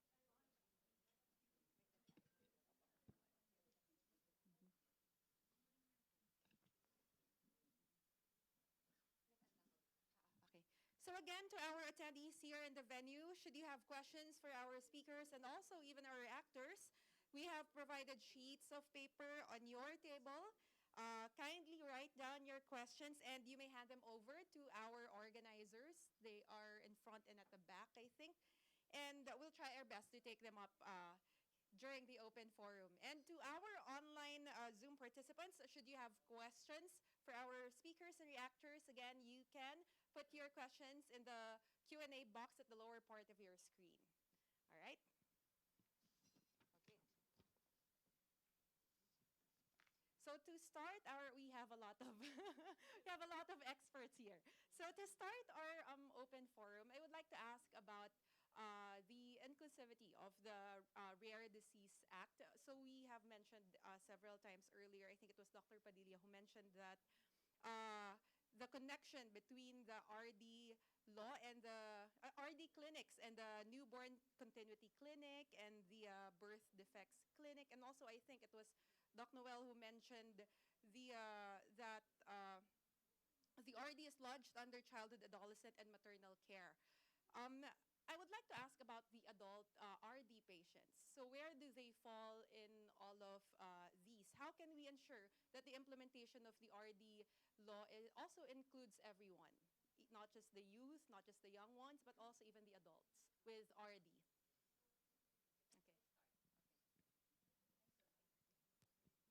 Okay. I think we have to understand the framework of the law, okay? Because when the law was written, it was meant to be responding to an issue then to fill up the gaps of the newborn screening law. And that's why we kept referring to the newborn screening law. But our patients grow up, and as a matter of fact, we have adults right now. And the spirit of inclusivity is actually with the consultation of the different medical societies, because we ask the medical societies to prioritize the rare diseases that they will put forth. Let's go to the number. In 2006, am I correct, Cynthia? When the Philippine Society for Orphan Disorders was established, we actually reviewed all the prevalences around the world. Some will say 1 in 2,000. Eh, pag 1 in 2,000, lahat kasama na. Okay. Yung iba, 1 in 10,000. Yung iba, basta less than 200,000 patients. With very poor data collection in the Philippines, everybody will qualify. So there has to be a process of being able to narrow down. And if you look at the law, we did not lock the number, because eventually, when we have the data, we will be able to see whether, we will make it 1 in 10, 1 in 15, 1 in 20. So that is the background. Now, if you look at the clinics, and this is something that I'd like to, I will have to share the response with Dr. Noel. All the hospitals, all the all the medical centers of the Department of Health, we all cover all patients. When we're talking about the law, we're talking about a subset, the underprivileged, the marginalized. Because we are all covered by the Universal Healthcare Law. If you think about it, di ba, walang iwanan, lahat naman tayo covered doon eh. But this one is talking about a subset of patients wherein there's no medicine because there's no access because of the difficulty. So that was the background on how the law was written. But we just have to understand that our patients are now adults and are actually part of the working population. And we have shown that if you're able to intervene early, it can happen. So with the spirit of the Universal Healthcare Law, all of us are covered. Nauna lang talaga yung rare disease law. Yes. Ang structure kasi sa DOH, naging from disease-specific, naging life-stage approach. So, na-divide yan into 4. So, child, adolescent, adult, and elderly. So, definitely, the needs of the adult are also being addressed. If you remember, the second objective of the Integrated Rare Disease Management Program includes prioritizing diseases. And the process that we undertook for that was to engage all the medical societies. There was a scoring system. They had to talk among themselves. And then there's a vetting that happens, multiple layers, before we were able to narrow it down to their top 5, no? Parang top 5 diseases. We're not saying that this will be it. Those are the top priority rare diseases for now, but it can increase in the future. But we follow the prevalence of 1 in 20,000 for now, and then how are they diagnosed? Is there treatment available? So may scoring system po na in-employ for that. Thank you. Okay. So maybe to follow, just a follow-up question to our implementing agencies. Very comprehensive plans, very promising plans that you presented earlier. Maybe my question is, and also I'm sure many of us are thinking this, because it was mentioned at the very start of our event that the budget was reduced significantly. So considering the comprehensive plan, how do we plan to implement all these given what we have right now? Yes, ma'am. I can partially answer that. The 104 million that was presented is actually from Senator Pia. If you look at the calculation, that is for 81 provinces, 1 clinic per province. They cut it to 20. So, and she put it in again, as I said. When she and her team and the other congressmen and senators were trying to come up with where will we put the money? Kasi pag sa gamot lang nilagay, ubos na siya kaagad. But what we agreed on was an infrastructure for all patients, and we'll just have to expand. So right now, every clinic has a pediatrician and a nurse, a full-time nurse. And we're growing, no, from 15, 33, 44 na pala next time, targeting 81. What we've seen is that kailangan one per province. We never expected it will go this far, but I really believe in the journey that time will come. All our hospitals at UH can handle all of the cases, and it can happen, but if we all work together, it can happen. All right, thank you. Would you like to answer, or Dr. Eva? No, thank you. All right, okay. We have a question for Ms. Cynthia. For ma'am, regarding PSOD. How does PSOD see itself in empowering patients po and engaging government to move forward the implementation of the Rare Disease Act po? Opo. How can we provide support po to patients? Our main purpose is to look for the pathway to access support, and be it financial, be it psychological, be it supporting the family to deal with their problems based on our experience. And now we are more emboldened to do fundraising because I think the awareness has been spread out, and they see, I think, I don't want to brag, no, but my son was told when we were in the States that he'll only live up to 20 years old, no, but my husband was very research-based, and he researched all over the world that led us to New York.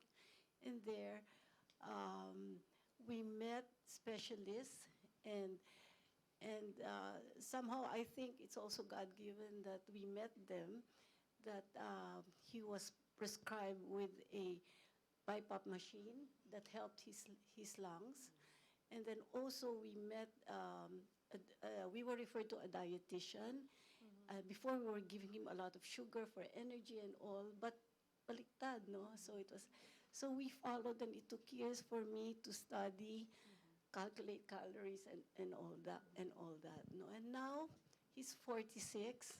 The only thing he can do is move his fingers, but he is an entrepreneur, and also he works with Asian Development Bank, and he was offered a full-time job, and he said, no, I don't know how long my life will be, but anyway, they keep on. So I think, in a way, God gave this faith to him and to us. It made him stronger, and he wants to live longer. And he even said, Mom, I want to be an officer of PSOD so that I can raise more money. That's okay. That's a very inspiring message, ma'am. We also have a question for Papo, PO. How can they support those patient groups po, who are in the early stages of establishing their organizations as of now? Papo is working on institutionalizing the members. There are stages kasi. So just like us, Scoliosis Philippines, we started as a community online on Facebook lang po. So when I joined Papo, that's where I learned that we have, as to be recognized as a Papo member, it's encouraged to be an SEC registered. So step by step, we were coached by then President Ms. Gurley, Fatima Lorenzo Garcia. So that's why we were able to work with the Department of Health on the, we were able to explore the possibility of having the awareness program. So I am speaking from my experience. So with that, we were able to get we were able to champion the Presidential Proclamation on Scoliosis Awareness Month every June. This was signed in 2018. So we're working closely with PhilHealth now because we don't have any package yet, especially for the adults. So these are the steps that Papo are giving us capacity. So once you are a member, these are part of the steps and programs that purpose the umbrella organization is doing. Yeah, those are the benefits and values in becoming a member. Thank you. Okay, thank you, ma'am. And we are getting more questions. I think we have questions from our live audience here. And we're actually also receiving a lot of questions online. So that's why I'm looking at my phone. We actually have a question for, I think Dr. Marita can answer this, and maybe even Dr. Noel later. Are there any updates on the development of the orphan drug lists given the updated list of RDs in the Philippines? Will it be possible to adopt an EML for RD in the Philippines, similar to the recommendation of International Rare Diseases Research Consortium, Rare Disease Treatment Access Working Group? Yeah. Who can? Not HTAC. Okay. That's not HTA. Okay, who can help answer po? Essential medical list, medicine list. I'll partly answer, but I will, while Dr. Noel is, I've been part of a network in the region lobbying for this, getting the price down so that we can get together. The one you were mentioning, it's been very tough. Okay, that's one. It's not easy, even if you're partnering with your neighbors, and that's the reason why WHO is coming to the picture now. In terms of getting into the list, I will support the suggestion of Dr. Marita that we submit a topic nomination and just lobby for it, because Cynthia and the group at NIH have been lobbying for some of the medicine to get on board. And while they are not in the list, we actually have to look for the money for these patients. So it's been very difficult because the teams taking care of the children and the adults have to look for the money. Okay, it was never part of our plan, but it just happened. All right. Dr. Noel, would you like to add We'll work on that? hand in hand with Yes. NIH, lobbying. Okay. I Yes, think ma'am. one important step that Dr. Marita Reyes outlined earlier is from FDA, HTAC, the development of CPG guidelines. I think that's crucial, that's key. And that is one of our rules at the NIH, especially with the Institute of Clinical Epidemiology. We are the partner of the DOH to develop national clinical practice guidelines. I just remembered now before I lose track of this one, because you mentioned about the clinical trials, right? And actually NIH just last year got approved a National Clinical Trials and Translational Center to be a one-stop shop for industry and our researchers. And I think, that is probably one way of getting back on the road. But it's been difficult to be a researcher, so hopefully this one-stop shop for both industry and researchers will really make it a lot easier. Okay. Yes, ma'am. Would you like that? I'm missing in the room representatives also from private insurance, because that can be a viable source of financial support. And there are insurance companies who are open to new ideas, maybe some top-up requirements. Maybe we can invite them in our next forum, since we're doing this almost, I think, yearly. Actually, regarding that, ma'am, we also got a question about that. So this is already the third forum that we have regarding this topic. Since the last discussions that we've had, I think you also joined us in the previous discussions. Suki natin si Ms. Daisy. Did you see any improvement, at least, or changes in the engagement between the private sector and the government po in the implementation of the RD law? Oh yes, we've been making a lot of noise, and I think that we can build on that, make us a bigger body with a louder voice, because like I presented earlier, we now have a new channel. This administration recognizes the role of private sector, and the health representative in that private sector advisory council is actually works with PHAP. They're a member company, and so we'd really propose that we get together, outline our asks, and who knows, you know, you reach for the moon, if you land on the stars, that's not a bad place. Thank you. All right. Okay. Sige, ma'am, hold it. Okay. We also have questions for Dr. Campomanes. Ma'am, how is the coordination with the medical sector po, with the DOH right now? So far, how would you assess the implementation of the RD law? Opo. We have not actually probably made enough collaborative effort with the DOH. I think that's just recently been recognized by the DOH last year. So I think we need to, kami on our part, we'll have to reach out to them and present you the CPGs. Because in the beginning, we were thinking we didn't consider our Rare Disease Act that there will be it will be a priority. So in our society, our college, what was given more importance was cancer, asthma, you know, the usual suspects. And then they told us, okay, later na kayo. From our own, no? Later na kayo. But having heard this afternoon that, wow, there's a different priority pathway to including the rare diseases, the ILD patients in the consideration for, you know, maybe they will be able to benefit from maybe H-Tech or medications eventually. Then now we're not, that's what my takeaway today is to step up the CPG. Even if I said there are 200 plus considerations, at least the very start would be, for me, diagnosis muna.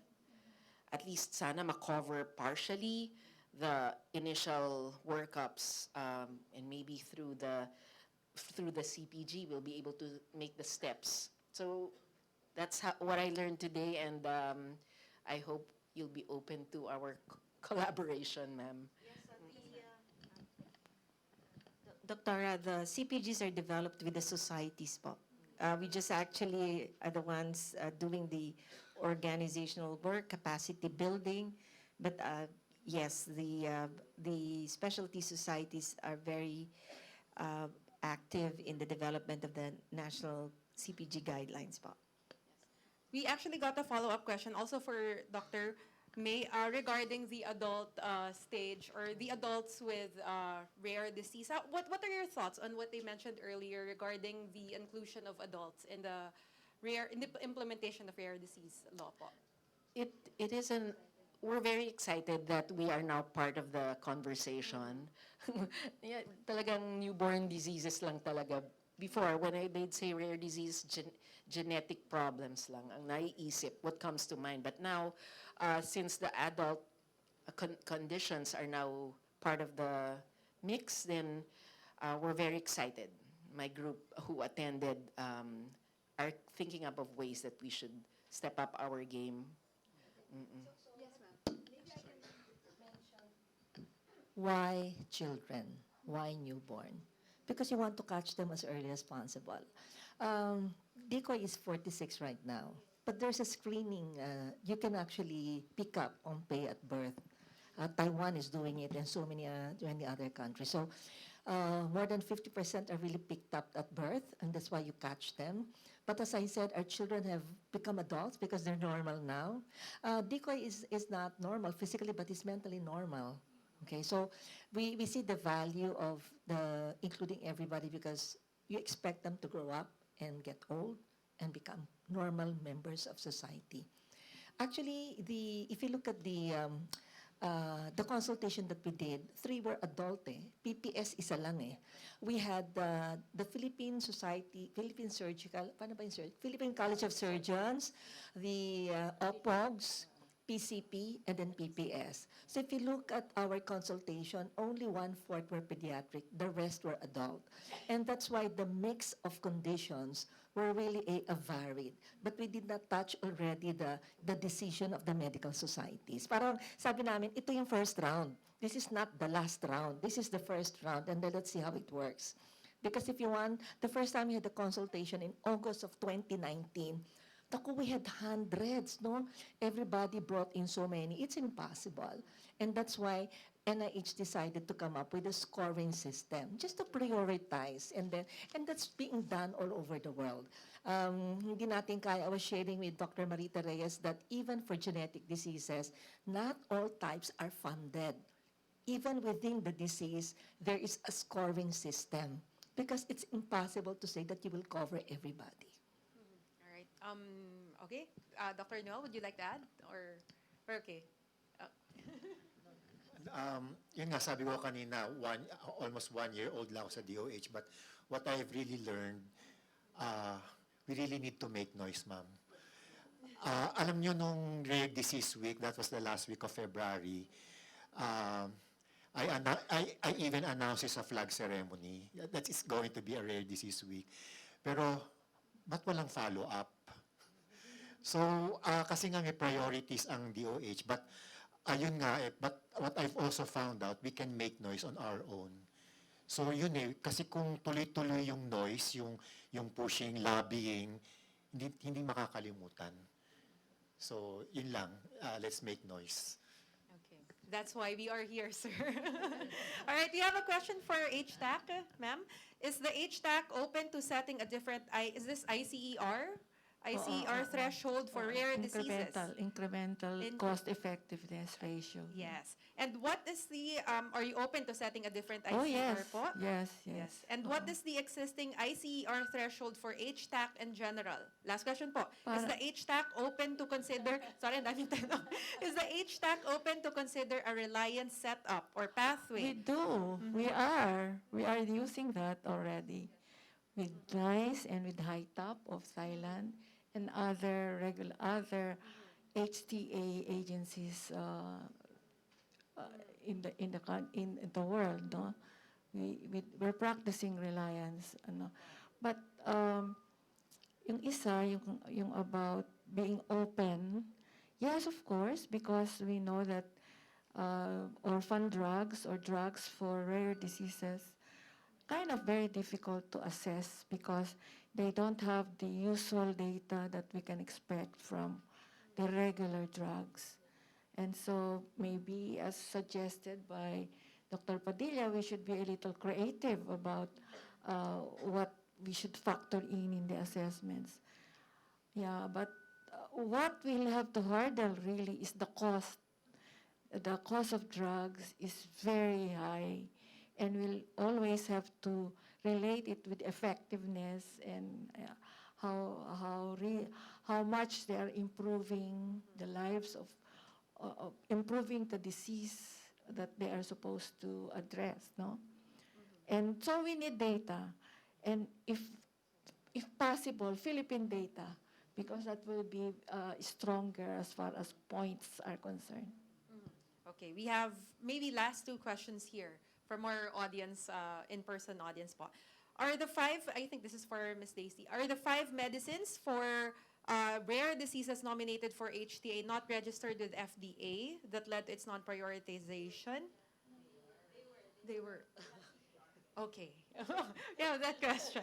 And then, okay, and then considering that FDA is no longer require phase 4 local clinical trial, but instead accepts risk management plan and periodic benefit risk evaluation report, can HTA also accept these documents in lieu of local phase 4 local clinical trial? Okay. Okay. All right.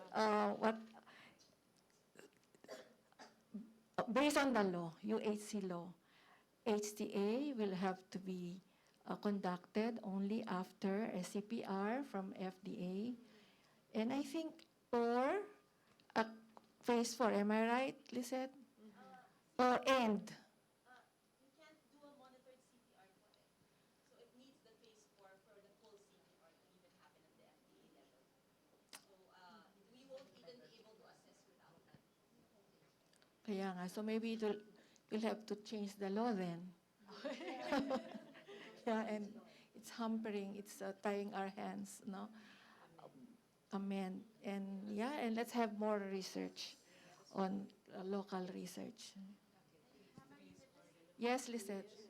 I've been hearing some concerns regarding the number of, so actually to correct, the 5 topics were nominated that were under the rare diseases were not prioritized. Just to clear that out. And that was a lot of reactions, di ba po, when you presented that. Because the reason for that, and it actually broke all of our hearts, I think. Si Mama Rita had said, parang sumasakit yung dibdib ko when we found out that it wasn't prioritized. And the reason that there's even prioritization to begin with is because we have 30 staff in the HTA division. To compare, the UK NICE have like 300 or 400 po. No, parang ganun. They have hundreds of people doing assessments. We have 30 staff, 30, okay? Just to emphasize that. And we need a lot of information. Pinesent ni Mama Rita yung kailangan na efficacy, cost-effectiveness, yung LSHE. There's so much information that the law requires for us to be able to assess and recommend these health technologies. So the law is actually, while very well-intentioned, also has a lot of not really blocks, but challenges. No? And then we also have a limited staff. But fortunately, I think with the DOST po, Mama Rita, we requested for like 100 people. That's right. But So, we don't know. We don't know if they'll approve it, but hopefully. 10 yata ang na-approve. So yun, so hopefully. By the way, let me clarify yung when we prioritize, we are not saying that they are not worth assessing. We are saying that we are limited and we can only work on this number. Yeah, so if we have more numbers, we have more staff, then maybe we can extend and assess more. No? Yes, we understand that.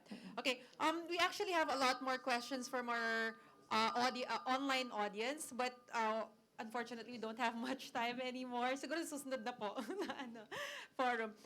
Last question from our guest here today. For many rare diseases, genetic testing is required. How prepared or equipped is our local healthcare system for such testing?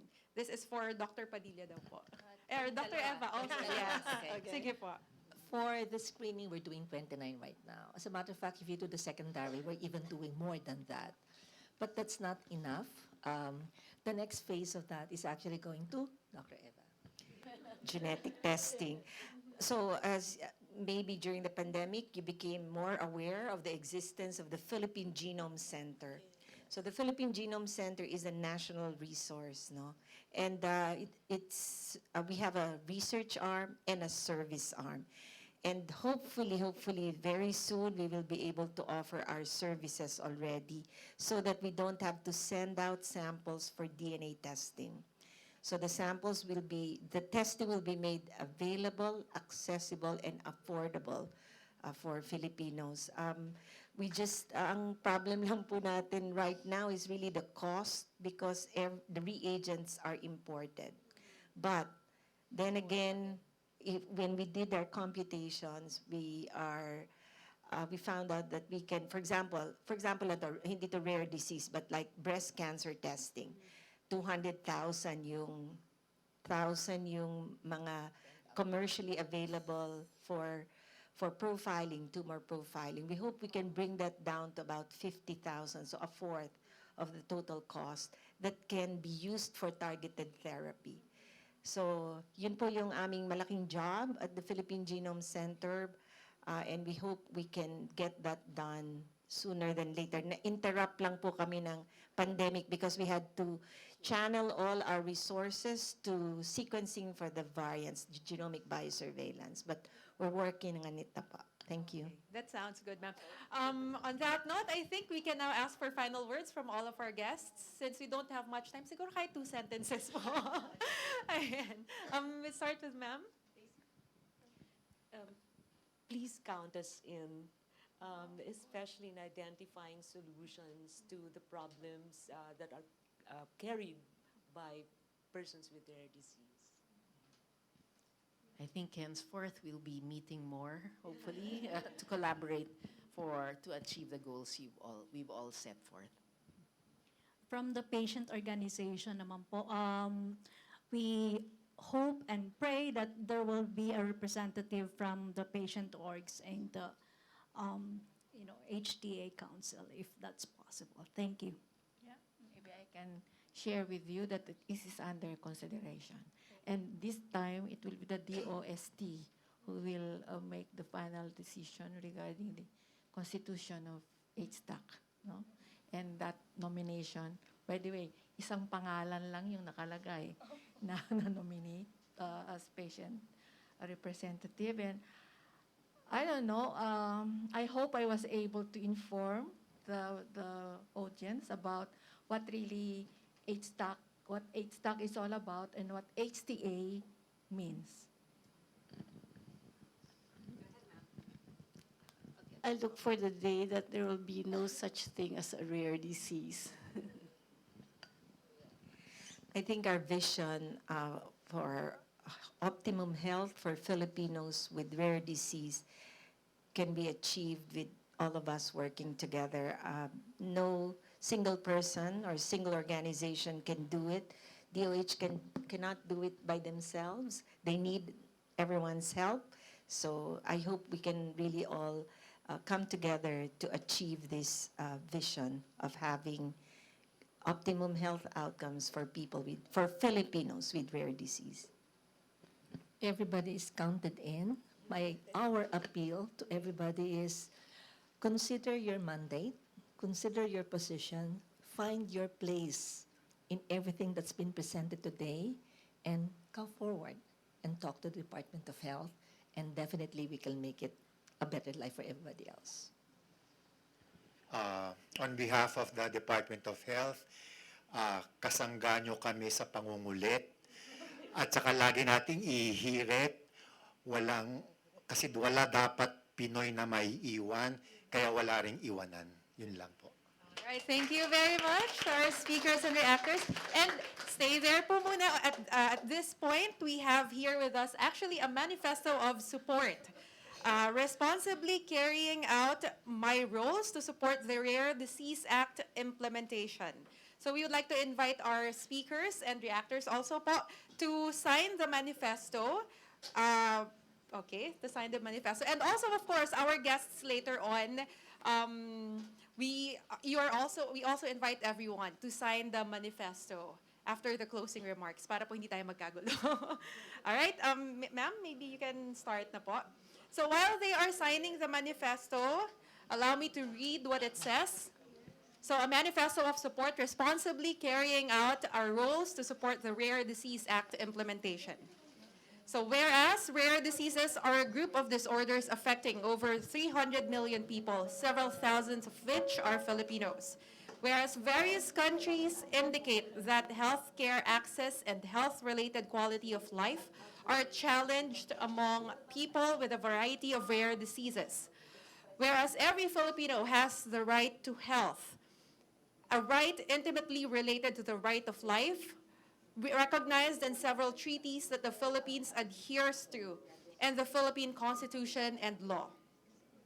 Whereas Republic Act No. 10747, a Rare Disease Act, was enacted in 2016 to improve the access of rare disease patients to comprehensive medical care, including access to inclusive, adequate, and quality health services and products, and timely health information to help them cope with their condition. Whereas Republic Act No. 11223, or the Universal Healthcare Act of 2018, mandates the provision of a healthcare model to support all Filipinos, including those with rare diseases, with access to a comprehensive set of quality and cost-effective, promotive, preventive, curative, rehabilitative, and palliative health services, protecting them from financial hardship. Whereas the Integrated Rare Diseases Management Program Strategic Plan 2022 to 2026, which is the first nationally coordinated effort to address rare diseases in the Philippines, envisions optimum health outcomes for Filipinos with rare diseases through the provision of timely access to comprehensive, integrative, and sustainable care anchored on sound evidence, while ensuring inclusive communication and enhanced collaboration with various stakeholders. Whereas we laud the government's effort to progressively implement the provisions and programs as well as allocate adequate funding for the Rare Diseases Act. We hold in utmost belief that Filipinos with rare diseases deserve an improved healthcare access and ultimately health-related quality of life. Therefore, we as advocates of rare diseases express our solidarity with rare disease patients and their families and commit to responsibly carry out our roles as stakeholders to support the efficient and sustained implementation of the Rare Diseases Act.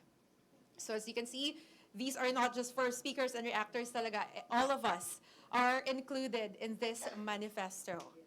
So we would like to invite everyone, again, after the closing remarks, you may come in front and also sign the manifesto. Okay?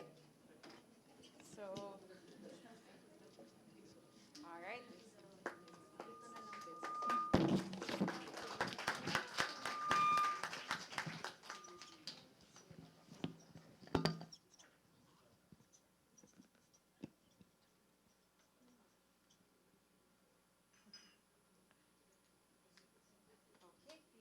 All right. So, and to wrap up today's discussion, may we now call on Mr.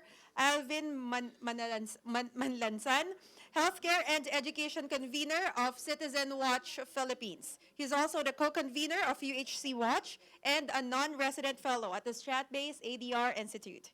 Let us all give a warm round of applause to Mr. Alvin Manlansan. Thank you, Joyce.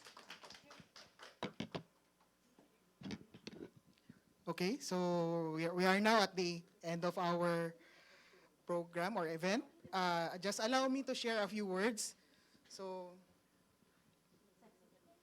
on behalf of Citizen Watch Philippines and the allied health advocates, oh sorry, wala.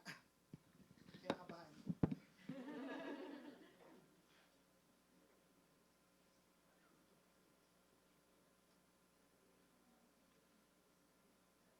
Oh, sorry.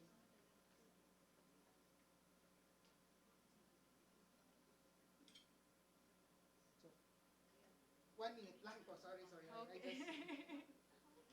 I just lost my document. Nakamali ng printer. My God. It's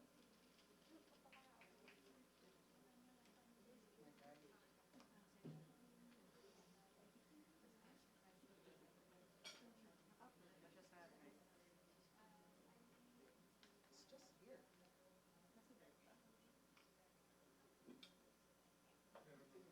here. Yeah. I have it, my here, sorry. Pasensya na, sorry. So again, on behalf of Citizen Watch Philippines and Allied Health Advocacy Group, UHC Watch and its members, we express our sincere appreciation to the organizer of this event, Stratbase ADR Institute, and its president, Professor Dindo Manhit, who is here a while ago, and to the rest of his ADRi team, our ever-supportive partner, Philippine Society of Orphan Disorders, Ma'am Cynthia, and the team, to our esteemed speakers, Chancellor Padilla, Director Eva Cochonco de la Paz, Dr. Noel Ballesteros, Dr. May Campomanes, Ma'am Daisy Zambrano, and Dr. Marita Reyes, our respected reactors, Ms. Cynthia Magdaraog, and Ms. Amanda Bonifaciamco, and to the guests and participants, most especially to our beloved patients. Thank you very much for making this continuing event possible. We started this discussion in January of last year with the hope that we could initiate a conversation among stakeholders that would facilitate the implementation of the Rare Disease Law. At that time, an initial funding was provided for that year, as mentioned earlier. Afterwards, it was followed by another discussion as several milestones were achieved. To name a few, the Rare Disease Technical Working Group was officially formed, or should I say, reconstituted. And probably the most important is the finalization of the Integrated Rare Disease Management Program 5-year strategic plan. this significant milestone will help provide better and brighter future for patients with rare diseases. However, there are still people among our infant and children living with rare diseases that are continuously confronted by so many challenges. The lifetime medical management and its high cost of treatments are the usual hurdles. At the same, as the theme of this event, sustaining gains and balancing priorities, implementation of the Rare Disease Act, there is more work to be done to achieve the vision of the law. And we need to define what we want to achieve so that we will know when we get to that point. Time and again, as advocates of universal health care, we deliver the delivery of timely, responsive, and sustainable health services should be provided to all, as we believe that everyone, every Filipino has the right to health and that no one should be left behind. Thus, we appeal for the facilitated HTA process, as we discussed earlier, for the rare disease health technologies, and if possible, explore innovative financing mechanism that will support patients in accessing diagnostic services and treatment. Moreover, we hope that the sufficient funding for the rare disease law will be sustained in the succeeding years, which are aligned with the programs and activities set in the approved strategic plan. We look forward to a more inclusive and efficient budget planning for 2024 and beyond to ensure the sustainable implementation of the rare disease program. We really appreciate the support of legislators who always believed and stood alongside with patients. Thank you for ensuring the funding for the past 2 years as we appeal for the sustainable support for the succeeding years. We also emphasize the important role of the Department of Health as the lead agency in the implementation of the Rare Disease Act, and we trust that the current leadership will encourage more collaborations among key stakeholders to ensure the successful and sustained implementation of the law. We will constantly be on the watch so that this will be properly utilized for the benefit of those who needed them most. Hence, more patients will have the chance to access the needed health services such as timely diagnosis, treatment, maintenance, and support. Our sincerest appreciation to all stakeholders, government, private sector, civil society organization, patient groups, and most especially to the rare disease patients who are here, who constantly took part in the discussion and advocated for continuous implementation of the law. It has been a long way, but we are progressing and gradually realizing our goals. Soon, the objectives of the rare disease law will be realized as long as we will work hand in hand. Thank you and pleasant afternoon to everyone. Thank you very much, Alvin. And on that note, we would like to once again thank everyone who came here and joined us in our forum today, here in person in the venue, and also to those who are watching us online via Zoom and Facebook Live. Once again, I am Joyce Ilas, and thank you very much and have a pleasant rest of the day. Okay, may we also, before you go, may we call on our speakers and reactors again for a photo opportunity in front. Sir? Everybody. Para magandang Okay. Tanggal mo lang yung mga upuan. Oo, para... Yeah. Put it aside. Ipapatong.